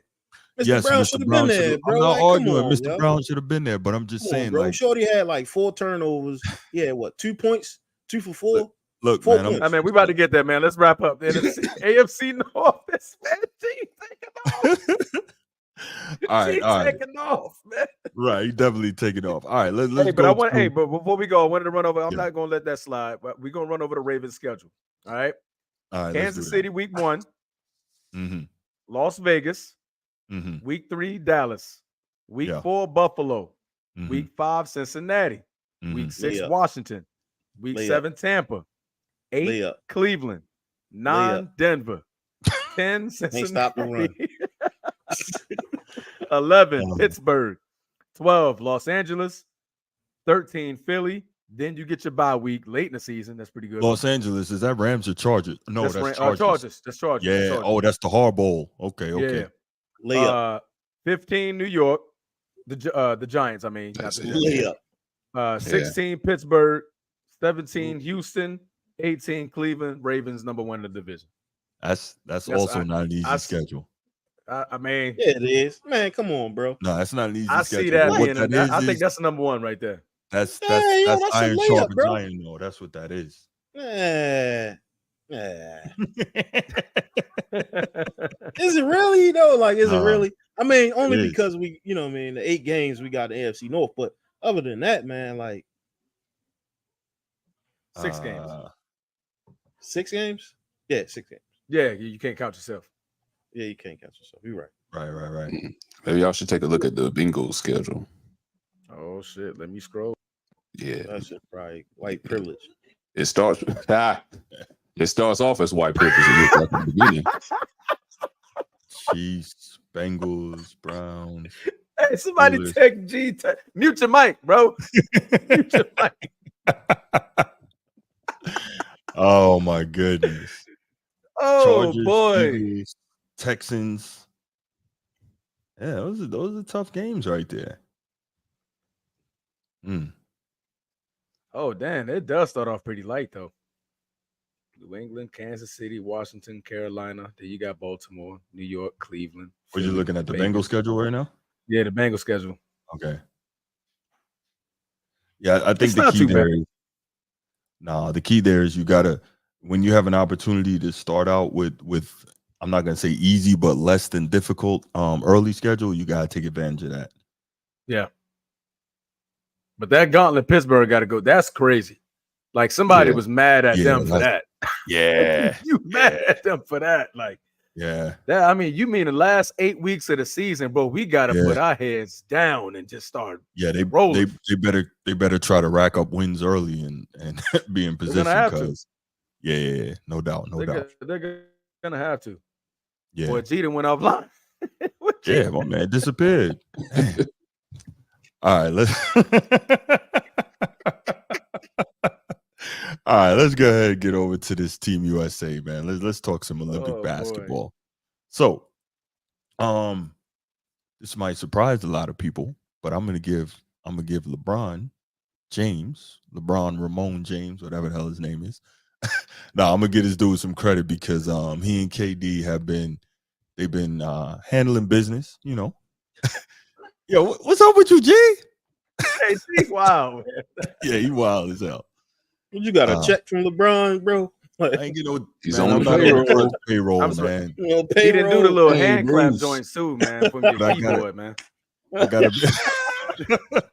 gotta be a bit objective, though. You know what I'm saying? I gotta be a bit objective, and you know, he's doing his thing so far, and of course we gotta. He must think he's still in the NBA because he's making sure that he got his double streak going, his double figure scoring streak going, because he making sure he hits those even in the Olympics too, huh? He made sure of it. He got 12 today. Well, he just seized the opportunities that came. You didn't even see the game, so we're not even gonna go there. Hey man, he always makes sure. I was working, man. I watched the game. Damn. He always somehow makes sure he gets those double figure points. You really can't single anyone out in this game though, bro. Like I know you want to, but you really can't. It was really a team effort. Yeah. In this, right? Like you take away Jason Tatum's effort, then you straight. You got it. Yeah. Right. Yeah. Hey Nick, man. Nah, don't Nick. Never that, man. Don't do me like that, bro. I just want to Santa Claus ain't real. Yo, payroll. You see this transformer, man. You try to be objective and look what they do to you, man. Man, that's when you know you've been one-sided for too long, bro. You got to give a man a little bit more love, a little low. Nobody can prove that I've ever told a lie about that man. You could be the challenge is still a little credit every now and again, bro. Then you'll be straight. See, this is a culture shock to them. They don't know how to take it. Pause. Hey, I've never told a lie. Tell me when I'm telling lies. Next thing you're gonna be saying his hairline is straight. Right there. Then I'll know you getting paid off. Yeah, that'd be a bold face line, boy. No, we're not doing that. But yeah, I think the worst player was Tatum tonight. And so now it's like it's not White who they saying it shouldn't be there, is Tatum. There's like Tatum shouldn't be there and Mr. Brown should have been there instead of Tatum because he's not performing at all. He's not doing anything. He looks shook on the big stage, bro. So we know that Mr. Brown should have been there. Thank you for reminding us yet again, G. We are well aware that Mr. Brown should have been there. I don't know what it is with you and Tatum, man, but I have said for a long time, though, in all fairness, that there's something missing from Jason Tatum. Like all the skills are there, but there's something missing up here. Like he misses testosterone or chromosome, one of the two.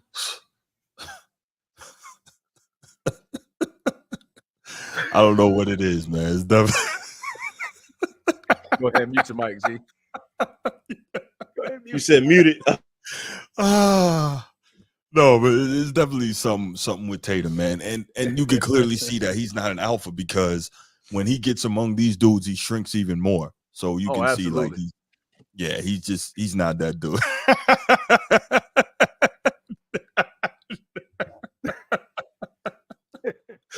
Oh, Nick, you wild, man. That's what I've always been saying. The real decoy, man. The real decoy. I never thought Tatum. I thought Tatum might have more talent, but I just never thought he had that dog in him. He does not. Like I would think Brown has. Yeah. With lesser talent. Even though Brown is talented. Right. It's something about them light-skinned cats, man. You know, I knew that's where it was going. That's what light skin, bro. That was coming. It's just, you know what I mean? It is what it is, man. Y'all get that Elder Barge hate out of y'all system, man. Wow. Why nobody say that about Steph when he out there killing people, man? See, so Steph, he shoots his shots and he go to his corner, bro. Maybe they saving themselves for the end. I don't know, but yeah, I saw him take a shot. Man, like G, you saw the game, so you saw the game. It don't feel like Tatum fits, man. It's like, you know, when he's out there on the court, it's like, bro, what is you doing? Like, why is he here?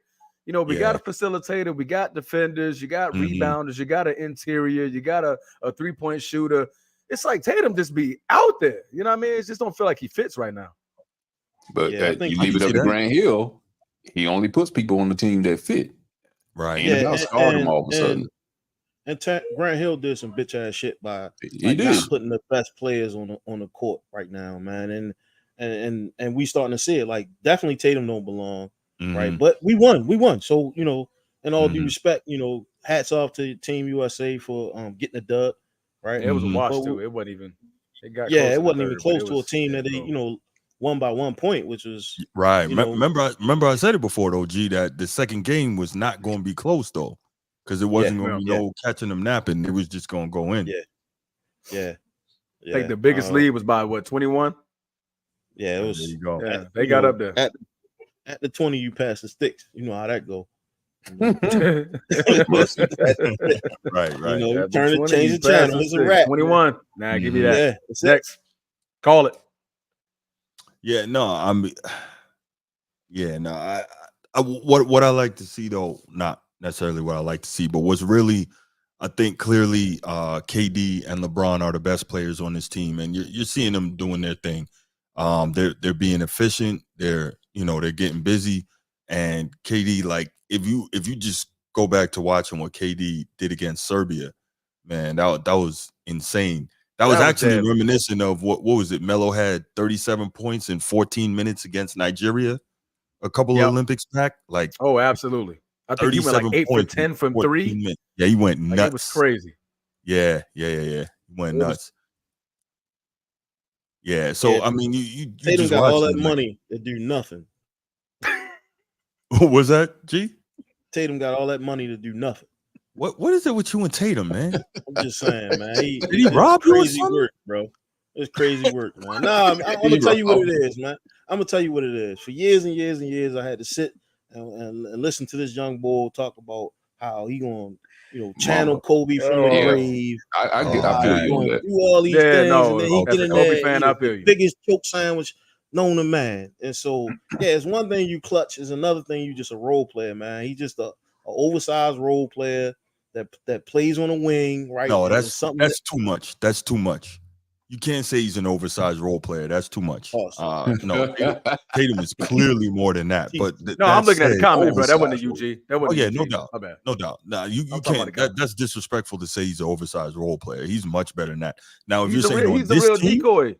On this team, he's an oversized role player. That's fine, but you can't say that in general. He got the accolades to be a decoy, right? He won a chip this year, and so. But it's not just the chip, though, right? He led him in everything all season long, though. Okay. And what happened now? He's playing against what? Plumbers and fucking. Oh hell. Damn. You know what I'm saying? Like, you tell me what's going on, bro. Like, what's really happening here, bro? Like, playing against I'll say this though, international team that's like at best, you know, maybe he's not good in whatever system Steve Kerr is running. Maybe that's not working for him. Maybe he's having difficulty playing in this system. We don't know. Now we got that where everybody's thriving, but now we got the snowflake effect. Like now I'm just saying everybody don't play well in this system. You know what I mean? Because the coach ain't calling my number. You know what I mean? Like, come on, bro. Like, I don't know. Let me play last game, so I'm a little cold still. There you go. You know, and all them hand claps he gave out last game, you got to expect he's gonna be a little bit cold. Yeah, your hand should be a little hurt.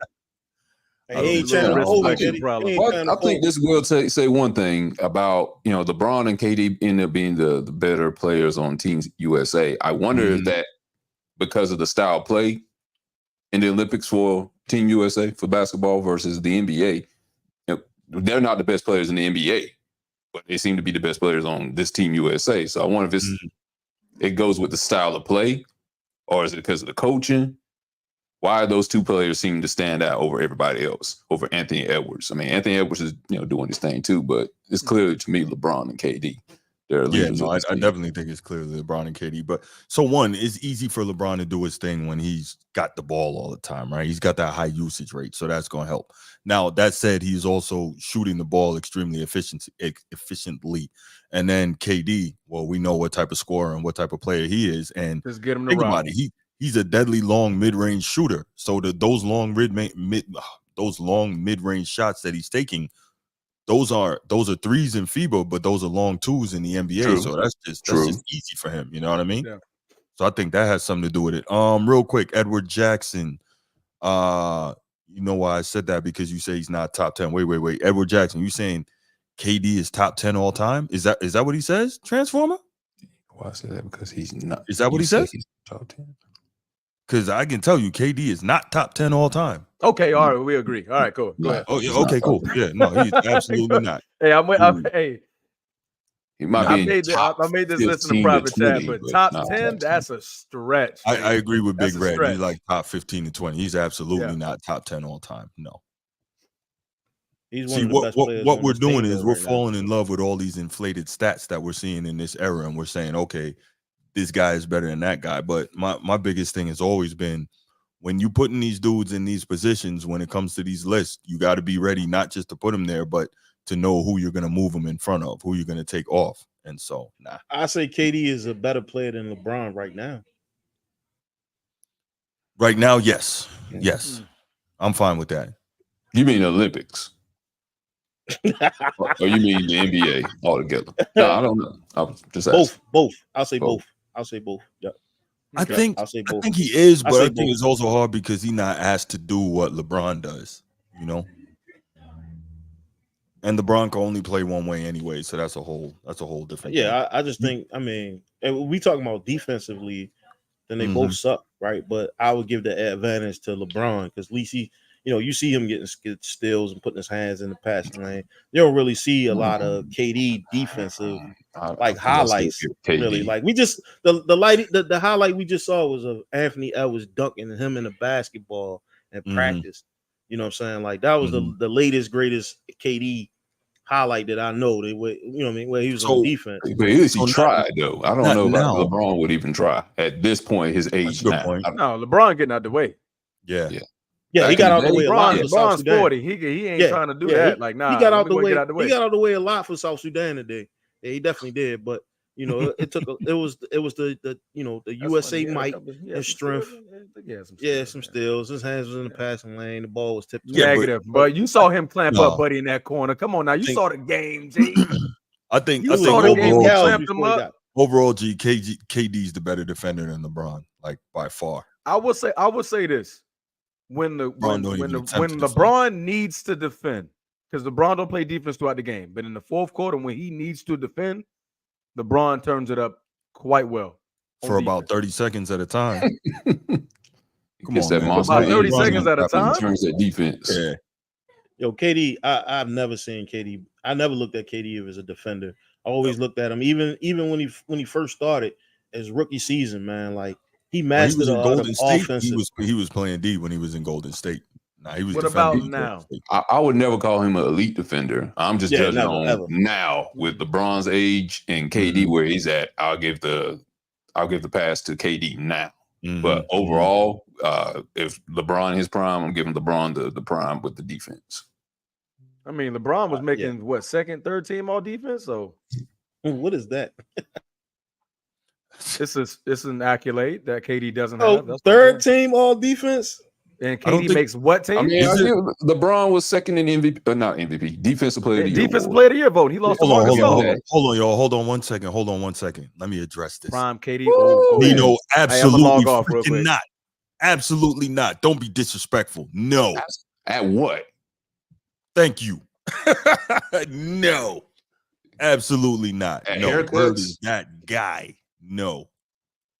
Let me tell you why I agree with Nino. Oh, you would. Oh, I know why you agree with Nino. KD is definitely better than Bird. And going to the team that just smoked them 3-1.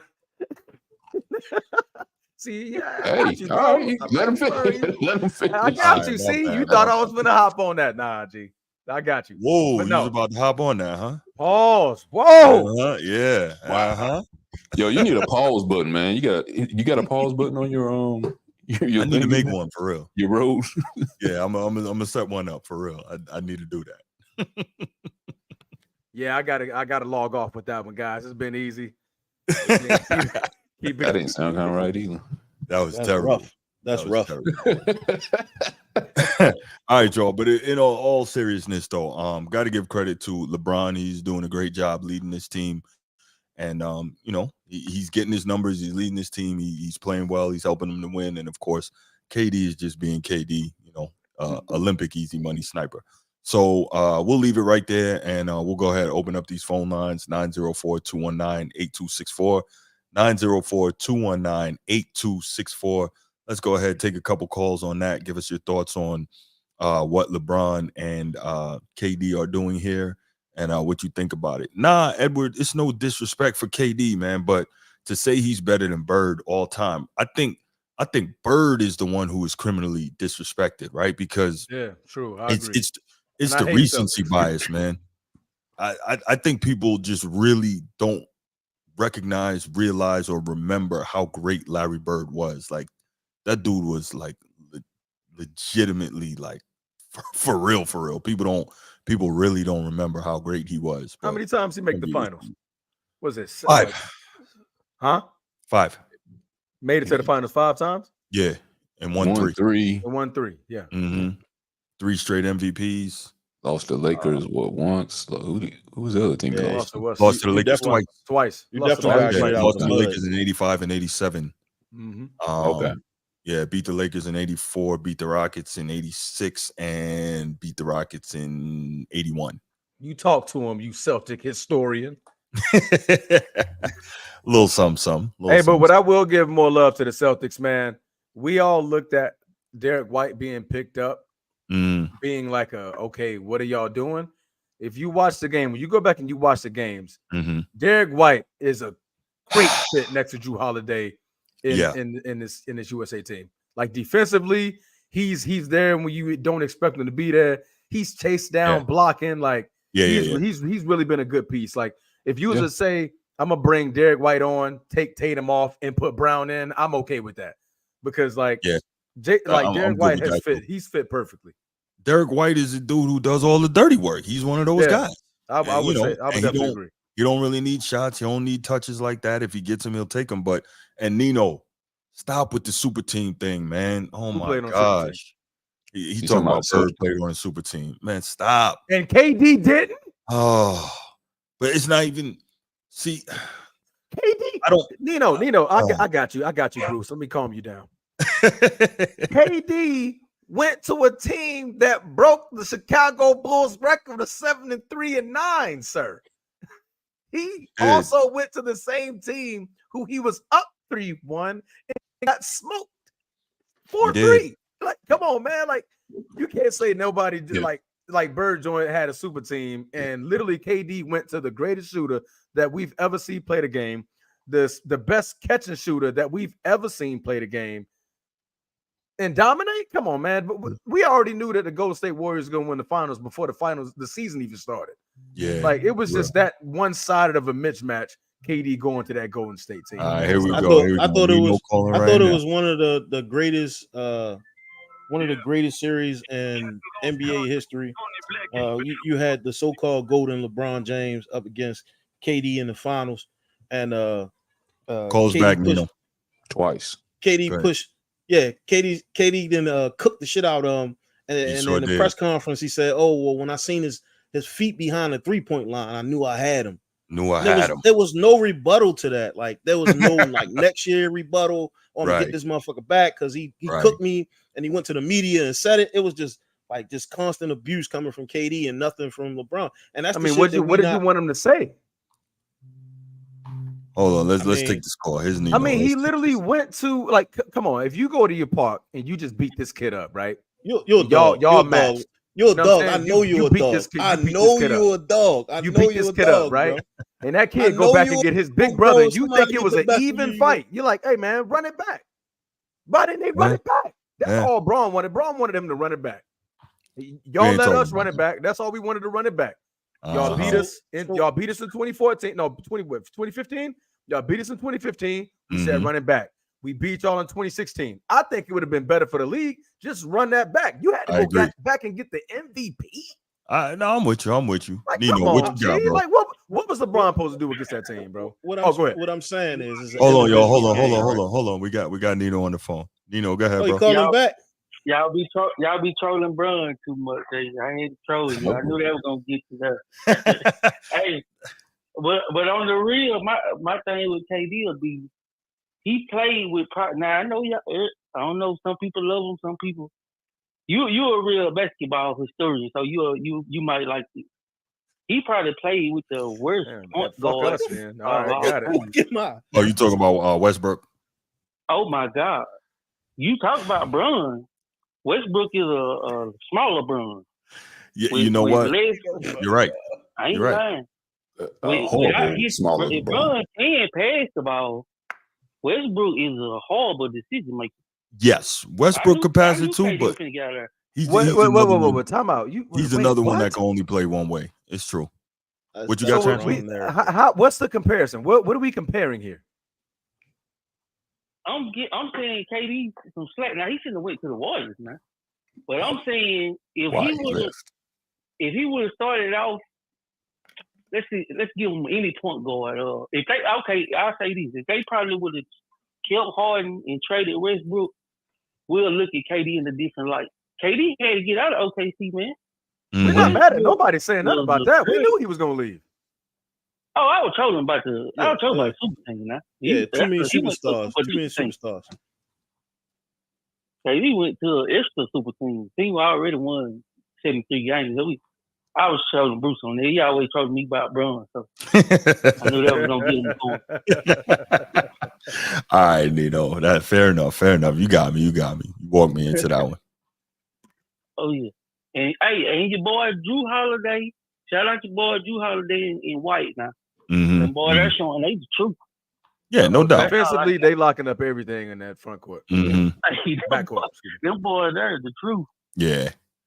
And you know, they're the type of, you know, glue guy type players that you need on any team. I agree with that. Like I said, when you had that lineup, it was Drew Holiday, Derek White, AE, Bam Adebayo, and you had KD. Like, yo, that was Gee, why you look like that, bro? Don't say something about Tatum. Yeah, I see it coming. I mean, you know what?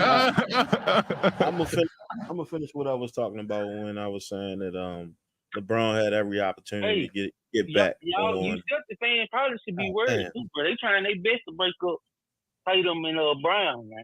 I was about to say that. I don't think they're gonna break up, but this is gonna have some divisiveness within the team. I mean, you got 3 of your teammates on the Olympic team. You're the one who won the MVP of the finals, and you don't get to go. Yeah, but take Jaylen Brown. He got to know that that has nothing to do with any of them. Play. Like he can't get mad at them. He's got to know that none of that has anything to do with them. But did they stick up for him? Have you heard any of those 3 teammates really stick up for him? Besides this one little statement. Oh, that's a good point too. Yeah, that's true. Yeah. So, they're really brothers like that, and they just won a championship. I haven't really heard anybody stick up for him like that. That's true. Yeah, Tatum is in Mr. Brown's shadow. Real talk. Without no Brown, there's no chip, bro. Yeah, without no Brown, there's no chip, man. Yeah, like, but you could say without Drew Holiday, there's no chip. You could say that too. Do y'all think you gotta be a set leader? Do it gotta be? Has it always had to be that way? Because it seems like they comparing these guys on the same team. They just won a championship, and the only thing you seen out of that was it wasn't congratulations the Celtics to do this and that. It was who's the man, Brown or Tatum? Why it gotta be like it's a? I don't get that. Because it makes for a good story. That's why. Honestly. No, it don't go like that. Y'all making it like there's always gonna be an alpha, man. Is who can hit the shot in the clutch and who doesn't. And so over time, when the Celtics needed a bucket, they would get a ball to Mr. Brown and he'd convert. He either come up with a steal and a layup, or he'd come up with a steal and a dunk in the clutch that will change the momentum of the game.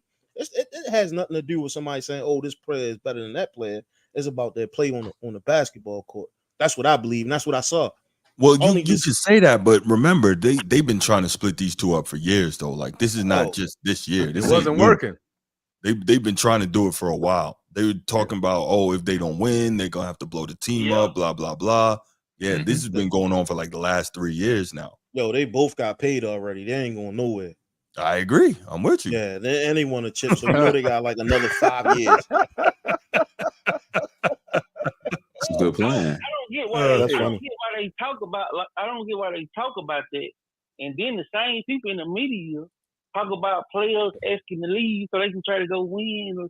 Just let like a team like the Celtics that's young, let them wear out their course all the way. See, now they don't want to. What if they would have lost this year? They could have had a chance to win this year. Let the team stay. Let them players stay on the team. We don't need a bunch of moving like that. Just all in the regular season, in the middle of the season, the superstars. I think they get in their head. Everybody ring chasing. I agree. Everybody want to win. Yeah, I agree. But that's all I got, man.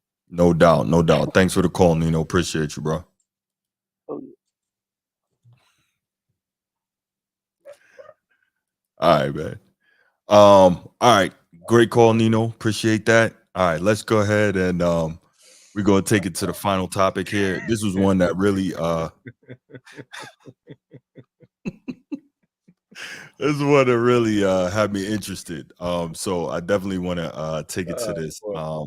So I thought this was Carmelo Anthony was recently on the podcast with Paul George, and he was telling his story on a lot of things, but he talked about why he never joined up with LeBron and those guys on the super teams. And I thought that this was really interesting because it kind of gave us a look into Melo's mindset and his mentality, and also gave us a look into how this super team thing in the modern era kind of came to be, right? And so the first thing I want to touch on, right?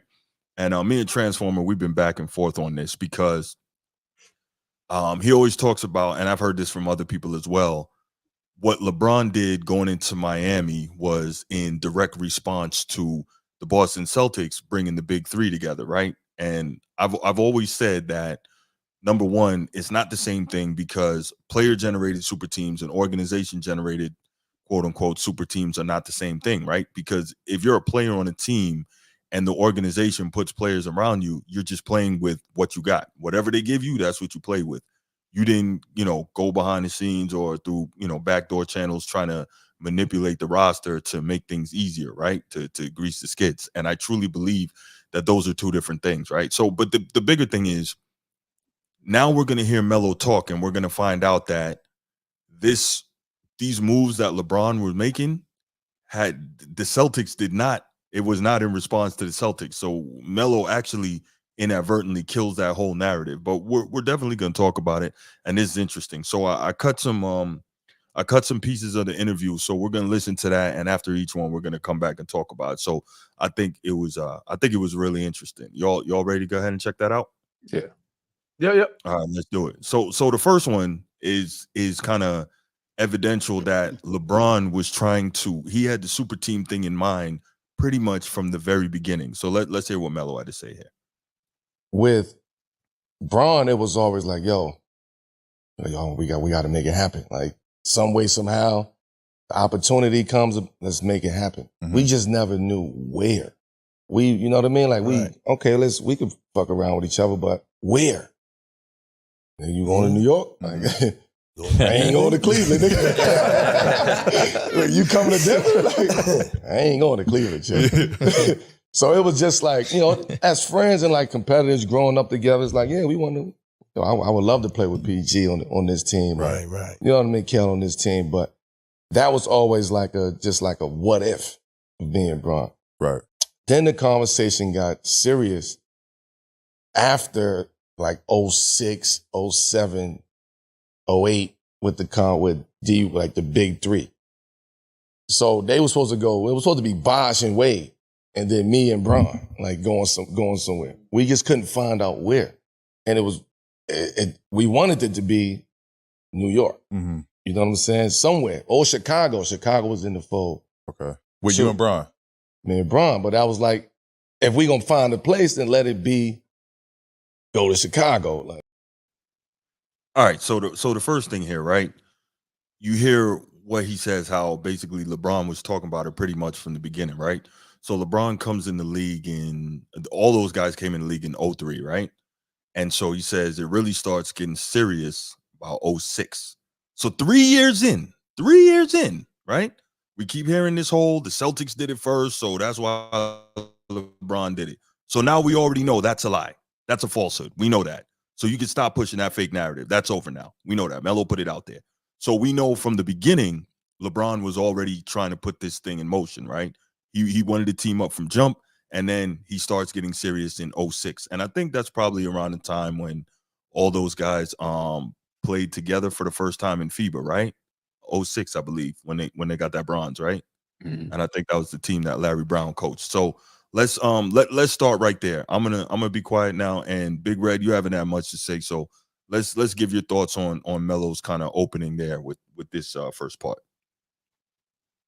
I mean, I think it pretty much speaks for itself. The culture was sparked right then and there. That the team up culture, which I think has destroyed the NBA thus far, because we don't see the competitiveness amongst most of the teams that are playing well. Actually, now I think since we got so much parity now, we finally see some competitiveness, because we don't see one team we can just guarantee is going to win the championship. But from 06 up until the Celtics did it, and then up until LeBron James made the announcement that he was going to go to the Heat, you start seeing that KD, that led to be the impetus for KD wanting to leave. Like, well, LeBron did it, the Celtics did it, and other teams started wanting to team up. KD going to the Brooklyn Nets and teaming up with Kyrie and James Harden, or James Harden going to team up with Embiid and such like that. But I think that was the impetus. People were hearing around the league that LeBron wanted to leave and team up with other superstar teammates. And he just made it easier for people not to feel ashamed or have pride to leave their hometown team that they started off with, like they did in the years before. That was the start of it. And you see what the league is now. I think it's getting back to how it was before, only because of contracts. You get paid so much, and it's hard to divvy up the money now to create a super team and have to divvy up between 3 people. Unless you make a homegrown team, it's hard to form a super team with 3 superstar athletes to divvy up that money. They don't want to do it now. They want as much money as they can. And it's hard to keep a team together that long as the Miami Heat were. It was what, 4 years, I think. 4 years, yeah. It's different because of contract negotiations have changed that, not necessarily because of pride. But I think it is starting to slowly kind of go back to where it was pre-2000s, 90s, and all that type of stuff. So, okay. G, your thoughts, and then we'll go to the Transformer. Yeah. So, I mean, so listening to that, it just made me feel like that, not only was Bron on that bullshit, but Melo was on it as well, right? And so much to what Red had to say, I think it was one of those moves where, the players kind of got around, was like, hey, look, we need to max out these contracts. And they did. And so building that super team pushed the salaries up now to the point where I think this is the most NBA players has been getting paid.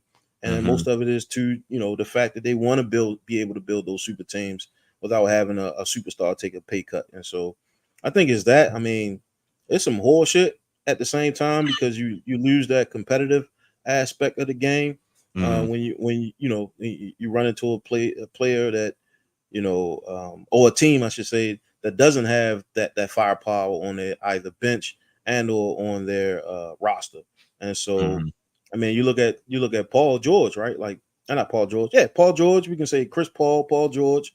All these players that they find themselves in these positions where they get hurt a lot. And for the most part, when your superstar get hurt, that's the end of your season. And so having that second and third option to be able to carry your team deep in the playoffs, from an owner perspective, that's probably why they was like, okay, we can do this because, how often have they ran into a situation where that player wasn't available due to injury and they had to depend on that second or third option. And so Bron and Melo and, what I'm saying, the whole New York situation where if they would have got Chris Paul, they would have been in a different place. The league blocked that, right? And so I think what I'm looking league at, blocked Chris Paul going to the Lakers to play with Kobe. They blocked him from going to New York to play with Melo and Stoudemire. I don't know if you remember that. I don't. Go back and look at it. Yeah, so okay. Remember, they didn't even have a point guard when Melo was there with Stoudemire. And that they pay Melo, they pay Stoudemire like $100 million, and he do nothing but take like baths and wine, and he ain't had that true point guard. I forget who their point guard was during the time, but they was trying to get Raymond Felton, right? They were supposed had got Chris Paul, and that was going to be their big three around the same time that Chris Bosh and Wade and them formed their big three. And so this just bring light to a whole bunch of shenanigans that was happening in the backfield or in the background with these young players. Yeah. Okay. But yeah, go back and look at that, man. The league blocked Chris Well, Paul from going to the Knicks. I was a Knicks fan at the time. I really thought he was going to go there, but he didn't. Okay. Transformer, go ahead, bro. Can't hear you. You muted. I've been talking this whole time. Y'all just gonna sit here and let me be on mute. I was like, this dude over here talking to himself. No, I was saying, what year was this? You muted. Gee, you muted, bro. Same year Stoudemire was there. It was Stoudemire, Melo, and they was trying to get Chris Paul, but they stopped the trade. 2011? 2011. Yeah, 2011, right? Yep. That's interesting. I didn't know about that one. I knew they blocked the one going to the Lakers. Yeah, that was David Stern. May he rest in peace. Yeah. Whatever. You know what I'm saying? Give him his holiness upstairs. But I hated him for that. I hated him for that. My take on it, man. I'm a little confused. He said 06. They had this conversation in 06. Well, they had the conversation prior to that, but he said it started getting serious around 06. It got serious in 06. So LeBron had to be 21 years old. Dwayne Wade just won his championship. Right. I don't see that being a serious conversation at that time. Well, we can only go by what Melo said, right? Melo said it started getting serious around 06. That's what Melo said. We can only go by what he said, right? He's telling the story. He was there. We weren't. People tell stories, but man, I need more input on that. Because I mean, it just to me, it just doesn't make sense of a conversation to be had when you're only 21 years old at this time. You having Dwayne Wade just win a championship. You know what I mean? It just makes sense. I'm trying not to take it here. I'm trying not to. But because we talking about baby Braun at this point. It don't make sense to you because you don't want it to make sense. It legit don't. We're hearing Melo say that LeBron has been talking about this from the very beginning. So clearly he wasn't a dude that was built to be that guy and say, I'm gonna go out here and get it however I gotta get it, right? Well, no, correction. I guess he is saying I'm gonna get it however I gotta get it. Right. But clearly we see that he's not that one. Oh wow, okay. Check that out. But yeah, all right. So let's do this. Let's go on to the next clip where we hear some more of what Melo had to say. Then we'll come back. So at the time of the collective bargaining agreement, again, I wasn't as educated on the game, on the business of the game, on the business of the sport. So I didn't understand contracts and 3 years, 5 years, you know what I mean? Shit like that, lockout. I knew a little bit, but I wasn't really business savvy enough to understand what was about to happen. So in my situation, when I was in Denver, we was in the playoffs every year. We was 50 plus wins. Like we was building something in Denver. So I didn't want to leave. So why take a 3-year deal? No, I'm locked into this 5-year deal. And it was like 5 years, like, I don't know, 85, some shit like that. Right. And I got ridiculed for taking a 5-year deal. Like, what? You know where the fuck I come from? I'm not leaving no money on the table. But this was me at that age. Like, I'm not leaving no money on the table. Yeah. I'm happy. I'm winning. I'm in Denver. We building something. All right. So now Melo is talking about building, right? So he's good. They're building. And I remember this. Denver was pretty good at this time. I believe Melo had them in the playoffs as a rookie, right? 8th seed, if I'm not mistaken, right? Yeah. Yeah. So Melo, he's doing his thing. Cool. Yeah. Go ahead, Transformer. You said something? No, I was saying, okay. I agree. Oh, my bad. Okay. Yeah. So he's doing his thing. He's trying to build. Meanwhile, LeBron is trying to build a plan in his mind to team up and form super teams. Okay, cool. When he was already, by this time, he's moving into that upper echelon, that upper stratosphere of the elite players in the league, right? And we see this going on. So it's like, okay, why couldn't you? I like what Melo is saying here. I like how he's saying he's building in Denver. So at this point, he doesn't want to leave, right? And also he's saying he's not necessarily savvy when it comes to the contracts and coming where he's coming from. He's not trying to leave 2 years worth of millions on the table. And I totally understand that. Thoughts from you guys. Big Red, what you got, man? Well, I was going to say, this is what, 06. Is that the 3rd year for LeBron by that time? Yeah, he came in 03. Okay. So, I mean, first 2 years, he didn't make the playoffs, right? Correct. Okay. So maybe at some point, he was thinking Cleveland, and he probably doesn't love Cleveland, even though he's from there. He's probably starting to think, well, maybe I need to get an exit strategy out of here and team up with somebody. I know eventually he did go to the finals and they lost to the Spurs in 07, I think. But maybe that was in the back of his mind that we're struggling right now. And I don't know what Dan Gilbert is his plans going forward. He's going to give me a good coach out here or not. And maybe that was in the back of his mind. Like, hey, Wade, Carmelo, whoever else. I don't think it was Bosh at that time. Yeah, I don't remember Bosh being in that conversation. Right. If Melo we might need to find a good team that we can all team up together with. And maybe Miami because they're warm and have good weather. And Pat Riley, who wasn't, I don't know if he was still the coach then, I think. He thought about possibly teaming up all together there, getting Melo to come over there. It's a possibility. Yeah. I don't think Melo is lying. I don't know if his timing's off, but I don't think he's lying. No. Yeah, that's what I don't agree with the timing of it. Like the timing just doesn't quite make sense to Seems me. early, right? Yeah, because I'm like, I mean, Wade just won a championship in 06. Mhm. Braun makes it to the finals in 07. I don't think this how is this a serious conversation? Now, I get it if we all scuttlebutt and it's like, bro, it'd be cool, it'd be dope if we teamed up or something like that. Like, seeing that we played together in the FIBA tournament and stuff like that. But like that time just don't quite make sense. Now, if you was to tell me like 09, 2010, okay, I would get where Carmelo coming from, but 06, like it just don't make sense.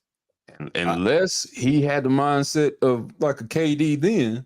KD just went to the Western Conference Finals. Unless he had a mindset like that, that's the only reason it would make sense. I don't know. Yeah, that's like I said, if Melo was to have this conversation in 09, like say this conversation happened in 09, say like right before, LeBron made that move to go to Miami, then I'm like, okay, you know what I mean?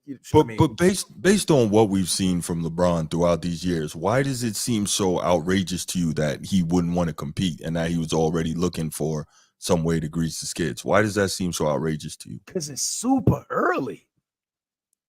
It's super early in all of their careers. It's super early. And Wade, like you just witnessed Wade win a title. So why are you talking like, hey man, let's leave Miami, go to Chicago, go to New York? You just won a title. Why am I telling you as my friend? Because they're good friends at this point. At that point, D Wade was probably like, shoot, nah, I'm good. You know what I'm saying? I just came off a chip, right? D Wade was probably like, I'm good at that point. But LeBron is saying, I don't know. How can I win? How can I make this easier? That's how I see it. I could be wrong. I could be just, having a negative outlook, but I'm just based on what I've seen from this dude all these years. I don't see him as being like somebody who truly wanted to compete. But yeah.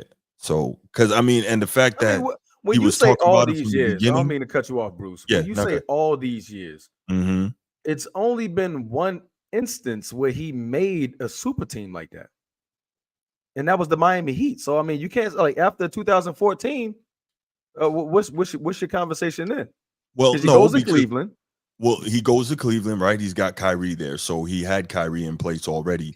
And then remember, he did the Wiggins trade to get Kevin Love, who was second team All NBA, averaging what 25 and 12. So what up, man? Down Mel, what's good, bro? Amongst the OGs. Oh man. But top 10? Top 10? Yeah, that's a tough one right there. Nick, you a wild dude, man. Yeah, I guess. They cut me, man. They cut me. So I got to go back. You ain't even last 24 hours. You got at least finish the shift before you get the check. I know, right? But yeah, though. So when it comes to when it comes to this thing, when I say, so remember when he went back to Cleveland, that's what I was saying. He had Kyrie there. So him, Kyrie, that's two. Kevin Love was a second team All NBA guy, 25 and 12. And so, and at one point, 24 and 15, right? Yeah. And so he's looking at him and saying, okay, I got another veteran putting up big numbers. Let me grab him, pull him in. That's him attempting to make another super team, right? But then, I mean, Kyrie wasn't that Kyrie yet, though. Well, Kyrie wasn't he? What, 21? It was like his third season. He was already Kyrie. He wasn't 25 a game, 27 a game, Kyrie, but he was still getting busy. Yeah, I mean, he was getting busy. No right. questions And asked. LeBron clearly saw, this is a dude that can help me. Yeah. So he tried to do that for a while. But I mean, to the stratosphere of like going with Dwayne Wade and Chris Bosh, like, I mean, like to me that wasn't quite as similar. Like I get what you're saying. He went to go get Kevin Love. Yeah. That's quite a good pickup. But we're talking young Kyrie at this point, who wasn't doing nothing in Cleveland because them boys couldn't win 25 games a season. I think that was the most that Kyrie won that year. Well, true, but let's think about this, right? If we're fair, Kevin Love, when he was in Minnesota, he was putting up better numbers than Chris Bosh in Toronto. You know what I'm saying? So it kind of does like even out to be like that level of super team. Now, is Kevin Love going to go down in history the way Bosh and Wade? No, but you see what I'm saying? This is him trying to put that together. But let's go ahead and listen to the next clip from Melo talking about this. I want to leave this to go do something that I might regret later down the line. And also at that time, I wasn't ready to go partner and team up with nobody because I was building my own shit in Denver. So to leave my own shit and go team up with somebody, it wouldn't have worked because we were all young and and we all going down our own path. So I'm over here. Like whatever y'all gonna do, y'all gonna do. So I get the call when they say, yo, it's a lockout's coming. Yo, we taking a 3-year deal. Right? So let me think about that. Hit y'all back, man. Hit y'all back. Call my agent at the time, which was, I think I was with Bill Duffy at the time and Calvin Andrews. And I'm like, 3-year deal. Yo, bro, it's no conversation. I'm staying. I'm taking a 5-year 85. I'm staying in Denver. I'm happy, boom, boom. So they was trying to finagle how to make that shit work. And then it was like, I think one of them had to take like 16 and the other one 17 and the other one like, you know what I mean? Like all of them had to really sacrifice, which I take my hat off to them for doing that because that's hard as shit to leave at that point in time in your career, young like that. We always at the top of the game. Right. And just say fuck all of that and come together. Like nobody was thinking about that. So, first, I really love that Melo is really kind of just telling his story. Selfish. Say again? Selfish. No, selfish. Go ahead. You already know. Man Down Sports says LeBron left Wade for having bad knees to get a younger co-star in Kyrie. Love and Kyrie were the younger version of Wade and Bosh. Exactly. J.R. Smith was the younger Ray Allen. That's a great analogy. LeBron duplicated what he had. Yeah, that's a great point. That's a great point, Man Down. And so, real quick, to the point of LeBron, and this was supposed to be more about Melo just telling his story and me enjoying him breaking down what happened. But to that point, bringing up LeBron leaving Miami, right? This is the thing. Like, everyone pushes this LeBron is so great narrative. And one thing that really bothers me is because, like, LeBron is a dude that clearly will he uses people to his own ends. And when they don't satisfy his ends anymore, like, he has no use for them, right? And I know, okay, I'm hating again, whatever, right? But D-Wade was supposed to be his boy, right? That's like supposed to be his brother. He went there. He taught him how to win. He was there with him through his first couple of years, every press conference, blah, blah, blah, right? When LeBron decided he was going to leave, D-Wade didn't even know until he was gone. Like, who does that? Yeah, who does that? Like, what'd you say, Big Red? I said that was cold. That's cold, right? That's supposed to be your boy. That's supposed to be your ace boom, right? Like, yeah, why would you? Like, if I'm D-Wade, I got nothing more to say to you after that. Like, we went through it for 4 years, right? And you just gonna skate, and I gotta hear it from somebody else. You couldn't even come talk to me. That says to me, yo, I was just here for your uses, and when I was done and I couldn't help you win chips no more, oh, that was it. I was of no more use to you. So you just, you know what I'm saying? Or am I? Let me ask you this: am I overreacting in my assessment of that situation?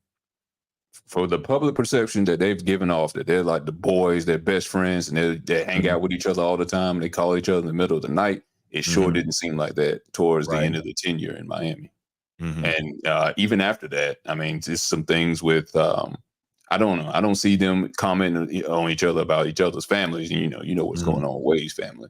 I don't hear LeBron really say anything, about, good wishes or bad wishes about his family. They're just kind of separate now. I don't see him in public like that anymore. I don't know. It doesn't seem like they're boy. It was just a business relationship. Yeah. Transformer, your thoughts, man. You think I'm overreacting and how I'm seeing that thing? I mean, I think it's fair. I do think it's fair. You know what I mean? If I'm over here and won a couple of championships with you and give me that time of day to have that conversation about you leaving. Yeah, it's like, okay, we friends? Like we real friends? You know what I mean? So no, I mean, I think that premise about it is fair. Okay. And he had to take a pay cut, to bring you over. So facts. Like, he definitely could have got the max. Right. The least you could have done if we were supposed to be tight, like you saying, is that, you could have told me. I didn't have to hear it from elsewhere. But hey, it is what it is. All right.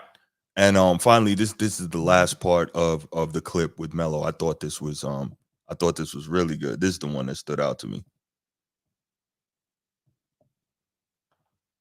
I would never ever do that to myself. Look at that and be like, damn, I could have. Not from a jealousy standpoint. Yeah, no, just even as a competitive standpoint, damn, I could have been down at this. I can't do that because I knew I was intentional when I got to New York on what I wanted to do. I knew they was down there. Okay, if I could come to New York and we can make this work, we gonna compete against them. Yeah. Right. You know what I'm saying? Like we gonna give them a run, and let's see what happens. Yeah. Let's build something. Like let's start to build in New York to go. We know that at the end of the day, these next couple of years, we gotta. Yeah, that's what we gotta. That's what we want to meet up there with them. Mm-hmm. But it seems like nobody had that plan. Right? Like I was the only one had the mindset of like looking at it like that. But I'm like, I'm taking the darts for it. Being selfish, no defense, bad coach, not coachable. Ran my way out of Denver. Right. Got to New York. They said I should have left after when I was a free agent. I should have went to Chicago, they say. I would have had a ring. You get what I'm saying? It was always, you would have did this, you would have had this. So, all right, y'all know what stood out to me because it's the same thing that I always talk about. What did he say? As a competitor, I couldn't have done that. What are y'all thoughts on that? I'm gonna leave it there because y'all. But he went to New York to build the same thing. Say again. Oh, New York. He went to New York to do the same thing. Did he go to New York to do the same thing? I mean, because according to G, Chris Paul was supposed to be a part of him and Stoudemire. So he's saying like we're going there to compete, and he's saying like, well, I guess we all didn't have that same idea. Meaning, okay, we didn't get that third co-star to battle against the Miami Heat like we were supposed to do. So I came here because we had an idea. We're gonna get Stoudemire. We're gonna get Chris Paul, and I'm gonna be that third wheel. So Chris Paul, Melo, is it? Yeah, it's cutting out. Your mic was cutting in and out. Oh, gee, hold up, man. We're getting a little dangerous. Hold on. Go ahead. Go to Big Red. Go to Big Red. Let me tweak some stuff out. Big Red. Yeah. Your thoughts on that, man? What I was about to say, and I was just thinking about it, hearing Melo talk again. Mm-hmm. Now it may be true. Now that I'm thinking about LeBron, and I give him props for this, and some people may go against it. LeBron is a social media strategist, and what I mean by this is, maybe LeBron was trying to cultivate his image very early, knowing how people already looked at Michael Jordan, Magic Johnson, and all these other people who won championships. He said, I got to do the same thing. And I got to go the easy route, or the easiest route I can possibly go, and team up with some other teammates, some superstars. And maybe he was thinking that very early. Maybe he was thinking that when he was 18.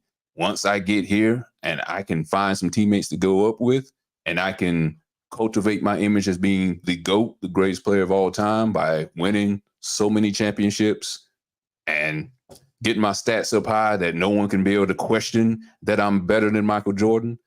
Mm-hmm. Then that also is going to bring in the money. That's going to bring in endorsements. That's going to make me a future billionaire. Now, he didn't do that, I wouldn't say.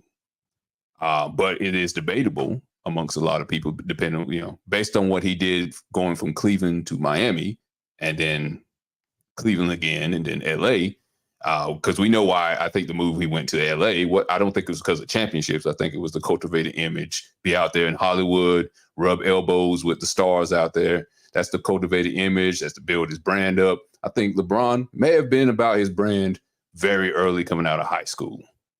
And so it is maybe a possibility he had this conversation with Carmelo. He was thinking very early about the end game early in his career, possibly.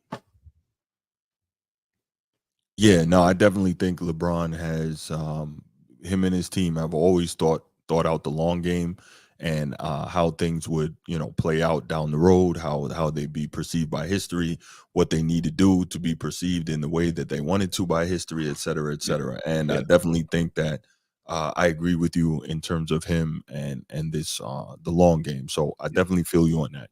But look how he set up his boy, You know, he set up his boy, went to college. He knew what he was going to do. Run Clutch Sports, be an agent for athletes. He knew that very early on. So yeah, that could be a possibility that he knew how he was going to, go to a super team at some point early in his career.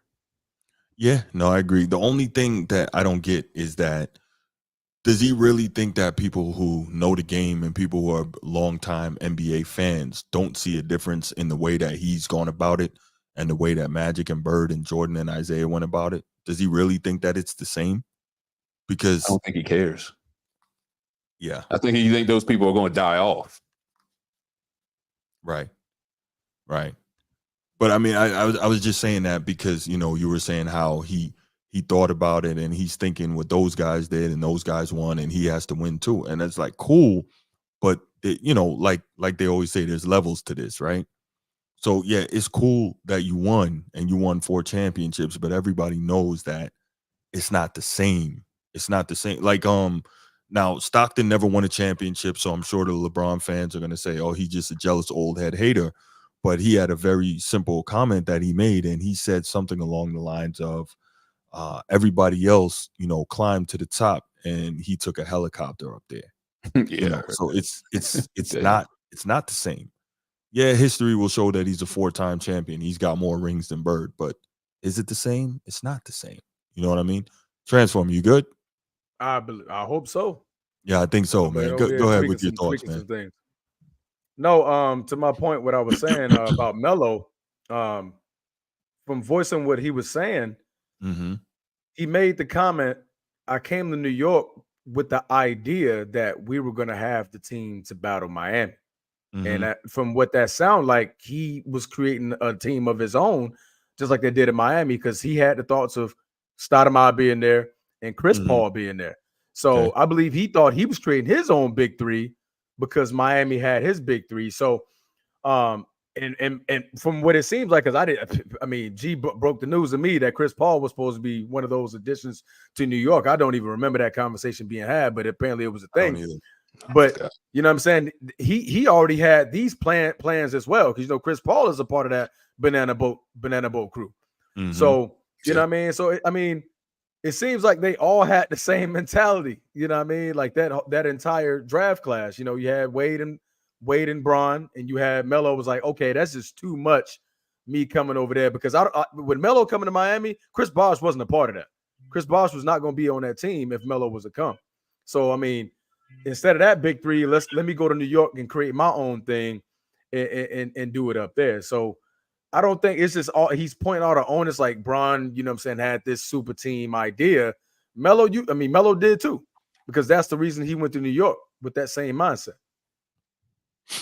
No, I think that's fair. I hadn't thought about it that way. I'm actually looking at the article right now, looking it up. So I'm trying to think, how was that working? Was that the organization putting it together, or was that Anthony Stoudemire, Hornets point guard, Chris Paul? Why was it rejected? I can't remember. Oh, no, they tried to do it too. Yeah. According to the article, it says Anthony Stoudemire and Hornets point guard Chris Paul even made a toast to one day forming their own big three, Miami Heat style.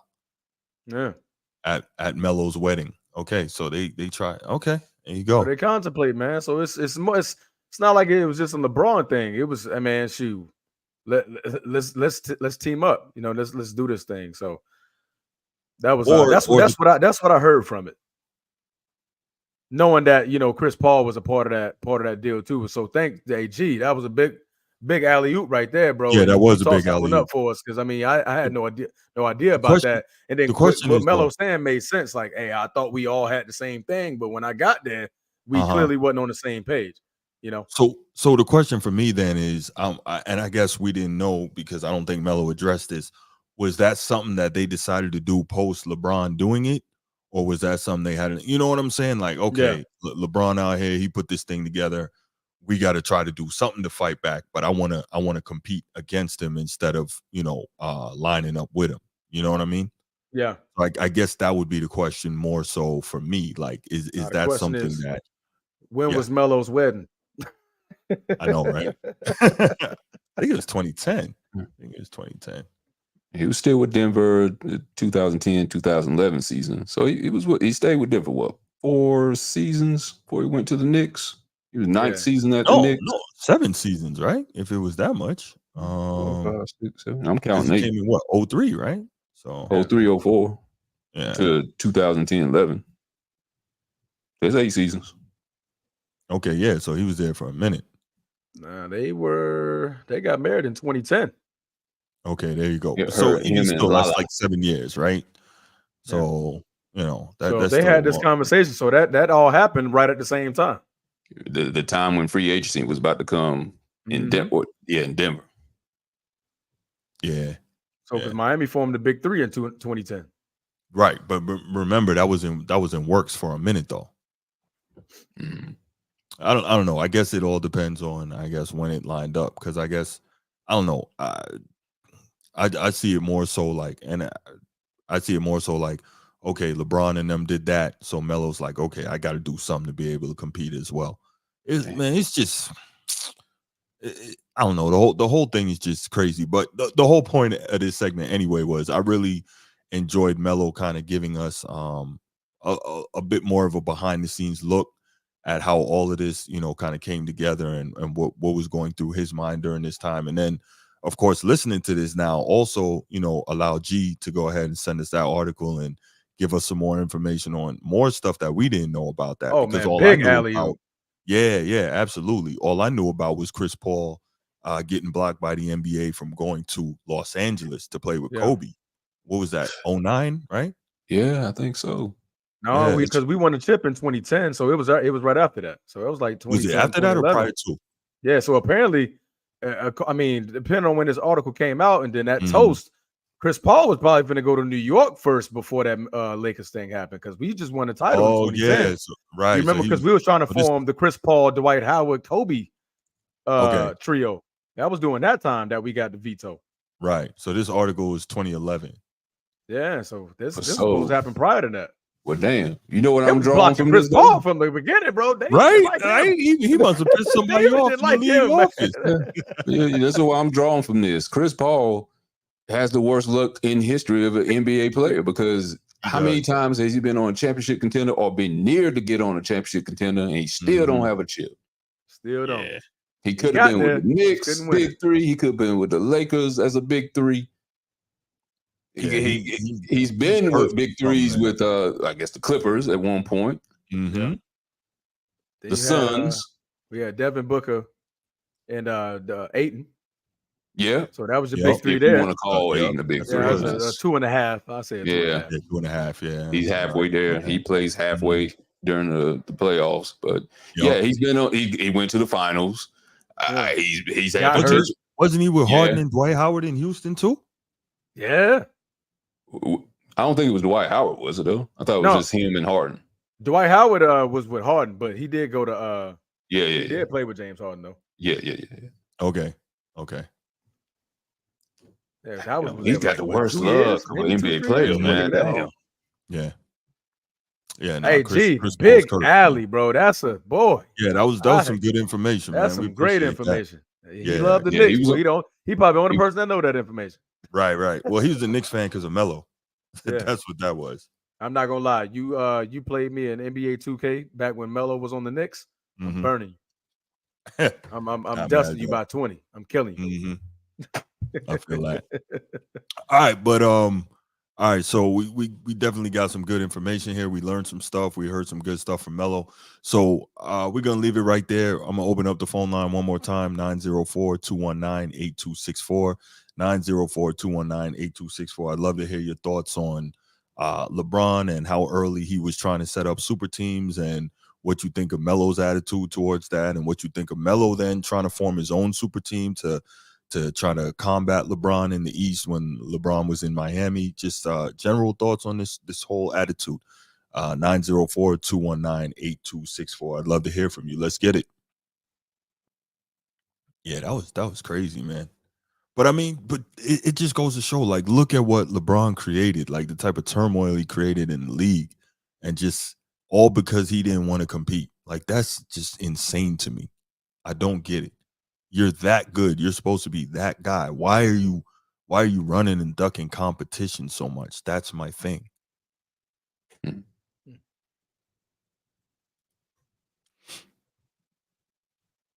wonder if, AAU ball kind of destroyed that too. And I kind of think maybe the people that grew up watching the Dream Team in 92 saw how all the players could play together and make it work.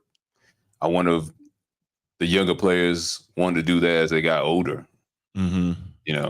Michael Jordan, Magic, and them, they didn't have a dream team to watch it, when they were growing up. That's true. That's right.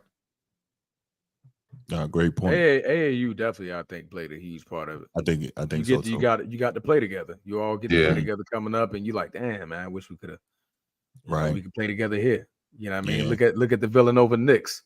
Them boys play together in AAU. They play together in Villanova. And now we all on the Knicks. I don't know how they pulled that off. That's crazy. I think that's a little different because obviously them dudes won 2 championships together in college, so they're tight like that. Quick note: Miami was not a super team. Definitely overrated. Caps was better. Nino, nah, man. Miami was definitely a super team because the year prior to LeBron getting there, Dwayne Wade was All NBA first team, led the league in scoring. And Chris Bosh, I believe, was All NBA second team. He was like a 24-11 guy up in Toronto. That was definitely a super team. And super team is generally like having 3 superstars all in their prime. So yeah, that was definitely a super team. I gotta disagree with you on that, Nino. We putting Chris Bosh as a superstar. At that time, he was dominating in Miami. If you're talking about superstar in terms of Toronto, thank you. If you're talking about superstar in terms of like that off the court kind of image / impact, then no. But if you're talking about as a player, right? Yeah. Because if that's the case, then Tim Duncan was never a superstar, and we know that's not the case, right? That would be my argument. What's your definition of a super team? What would you call a super team? I mean, 2 superstars and a high valued all-star. When you got a combo of 3 like that, then I think you definitely got 3 guys that could definitely on their own squads take it to a championship. Okay. I would say a super team, my definition is 3 players who are top 5 at their position that come together on one team. Yeah, that's fair enough. Nino, what you got, man? I'm trying. I was just calling so that y'all can explain to me what he just did. What I'm trying to get the definition of super team. Well, so that's what we're saying. I think Big Red gave the best definition. Is you got 3 guys that are top 5 at their position. I was saying 3 guys all in their prime who are elite players. But I think Big Red's definition is pretty solid. You got 3 guys on one team or more, obviously, that are top 5 in their position. I think that's fair.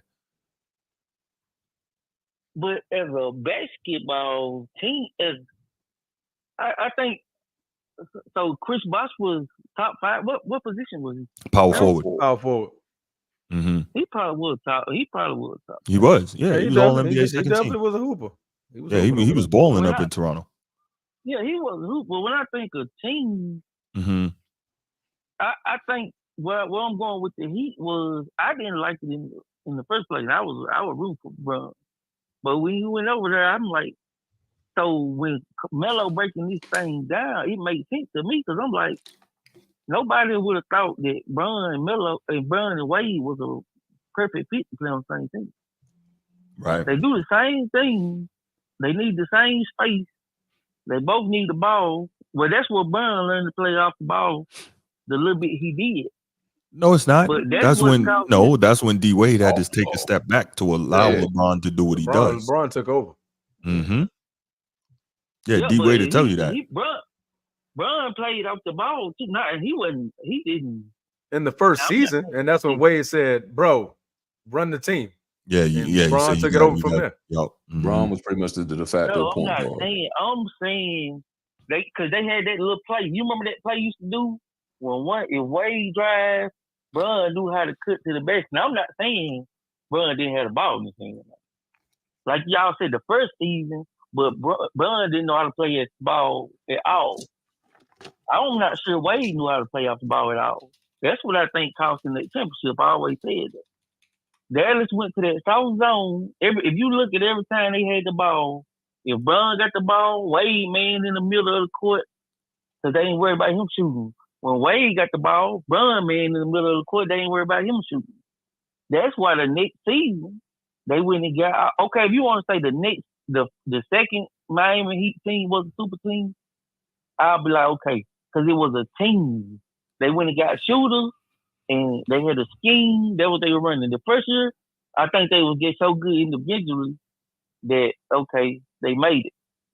The Cavs, when you got Kyrie, Bron, Kevin Love, then you got Tristan Thompson in the paint, and who I'm missing? And J.R. Smith and Sean. Mm-hmm. That's more, and they had depth too. That's what made the Warriors good. See, the Warriors had a starting five, but it wasn't just the starting five. It's when they starting five come out in the bench playing, they bench gonna outplay your bench. Right. When the Lakers won the second time with Paul Gasol and Bynum was doing his thing. When they went off the floor and Shannon Brown and them finally got right, they outplayed your bench. That's why I call this great team. Now Shaq and Kobe, that was just different. Yeah. Now I want to leave y'all on this. I'm not the biggest Kobe. I ain't gonna act like this. But do y'all think it's a conspiracy? Was a conspiracy for Kobe not to get his 6th ring? Because how do they not let Chris Paul go play with Kobe? Kobe went. That's why I don't feel bad for Bron. I mean, I understand Bron moving because they wasted so many years of Kobe in his prime when he had all the stats in the MVP. Supposed to have MVPs, they were robbing him, and he had all the stats in score. He didn't have no team. He was out there playing with Smush Parker. Mm-hmm. No, I don't. Wasted a lot. If anybody got the worst luck, if they was blackballing anybody, it was Chris Paul. Chris Paul. Yeah. Yes. Hey, I don't know. You blocked me twice. Yeah, he pissed off somebody in the league office, man. That's crazy. Yeah, they blocked me. It was crazy. Well, I would have to ask, why would they block Kobe from winning the 6th championship? I don't know what you would have to gain from that. I think that would be a marketing coup for the league. Yeah. Well, Jordan and Kobe. Now, I don't like to go here, but Kobe was he is the player. You hear a lot of players say Kobe because even Bron, they know how good Kobe was. Mm-hmm. But Kobe got in a little trouble, right? That kind of kept him to being what he's supposed to be. Everybody know Kobe was supposed to be the next Mike and right there for he's supposed to have the lead, which he did have the lead as far as the players. But Kobe's supposed to be the most marketable anything, but they wasn't trying to give Kobe that. Right. Now, but that scandal happened before he won multiple championships. Yeah, the other 2 championships. Yeah, that was he went to the finals 3 times, so I don't see how blackballing him after he won 2 more championships would even benefit. Nah. But see, Kobe, let's go here, though. Let's go here. Kobe won them 3, but even you got to think about what Kobe did. Kobe wasn't even comfortable with them 3. Kobe like Bron, but he wanted to be like Mike too. He wasn't getting the credit. Right. Kobe like, hey, we gotta get Shaq up out of here, dog. Yeah. People think it was because Shaq was lazy. It was that too, but Kobe was trying to, hey, listen, I need to run this team. I need to be the man. They need to be saying I won. Shaq was a cheat code. Y'all know Shaq was a cheat code. Yeah, he was. But all right, Nino, man, we about to go ahead and wrap this thing up, man. Thanks so much for your call. I appreciate you as always. I can kind of see some. I can kind of see some parallels of what he's saying a little bit. I just thought about, how Kobe wanted to be better than Mike. Of course, he emulated a lot of things that Mike did, and then I look at what happened with Chris Brown. And he emulates so much of what Michael Jackson does. And then, his thing happened with Rihanna. And then that he never quite got to be what I thought he could have been. He could have been, I think, more famous than Mike, maybe, possibly, maybe not. But, he's still famous in his own right. Kobe's still famous in his own right, but he never got to the stratosphere of Michael Jackson. I don't think Kobe ever got to the stratosphere of Michael Jordan. He kind of got there now because of his death. His early death, I would say, but in life, I would never say he's gotten close to Michael Jordan. And the same thing with Chris Brown with Michael Jackson. So I can see some parallels. Because if he was to say, and if you add that, like, okay, if we let Chris Paul go to the Lakers and Kobe wins another 1 or 2 championships, that puts him at 6 and 7. Mm-hmm. And so now, we lose the whole Michael thing. I mean, not say we lose the whole Michael thing, but now it's like, now now we're considering you the greatest of all time with a whole freaking not scandal. But what you had scandal on your report. You know what I mean? That's so now we gotta continue to market that forever. That that's a great point. Because that's it would always have been like, nah, Shaq got you those first 3, so we don't count all those championships. So we're only gonna count 4. Yeah. All right. I guess we can leave it right there. This has been a good one. It's a long one, but great show, gentlemen. I appreciate y'all. I appreciate everybody who came out to watch. I appreciate everybody who listened to the show. And y'all know already that we got another show Saturday night, 7 p.m. So just I don't know if I'm gonna drop anything else in between now and then. I'll probably cut this show up so that you can have the each topic as a separate episode. That's probably what I'll go ahead and do. I don't know if I'm gonna drop anything new, but if something crazy happens in the sports world, I will do that. But again, thanks everybody for coming out. Thanks for listening. Thanks for watching. If you haven't already, make sure you hit that like and subscribe button. Really appreciate it. And I guess that's it. We out. Peace. Peace. Hey, big shout out, G with the dime of the day. Facts. That was a dime, G. All right, that was y'all. hidden history. That was something Kyrie was told about the African slaves that no one knew about.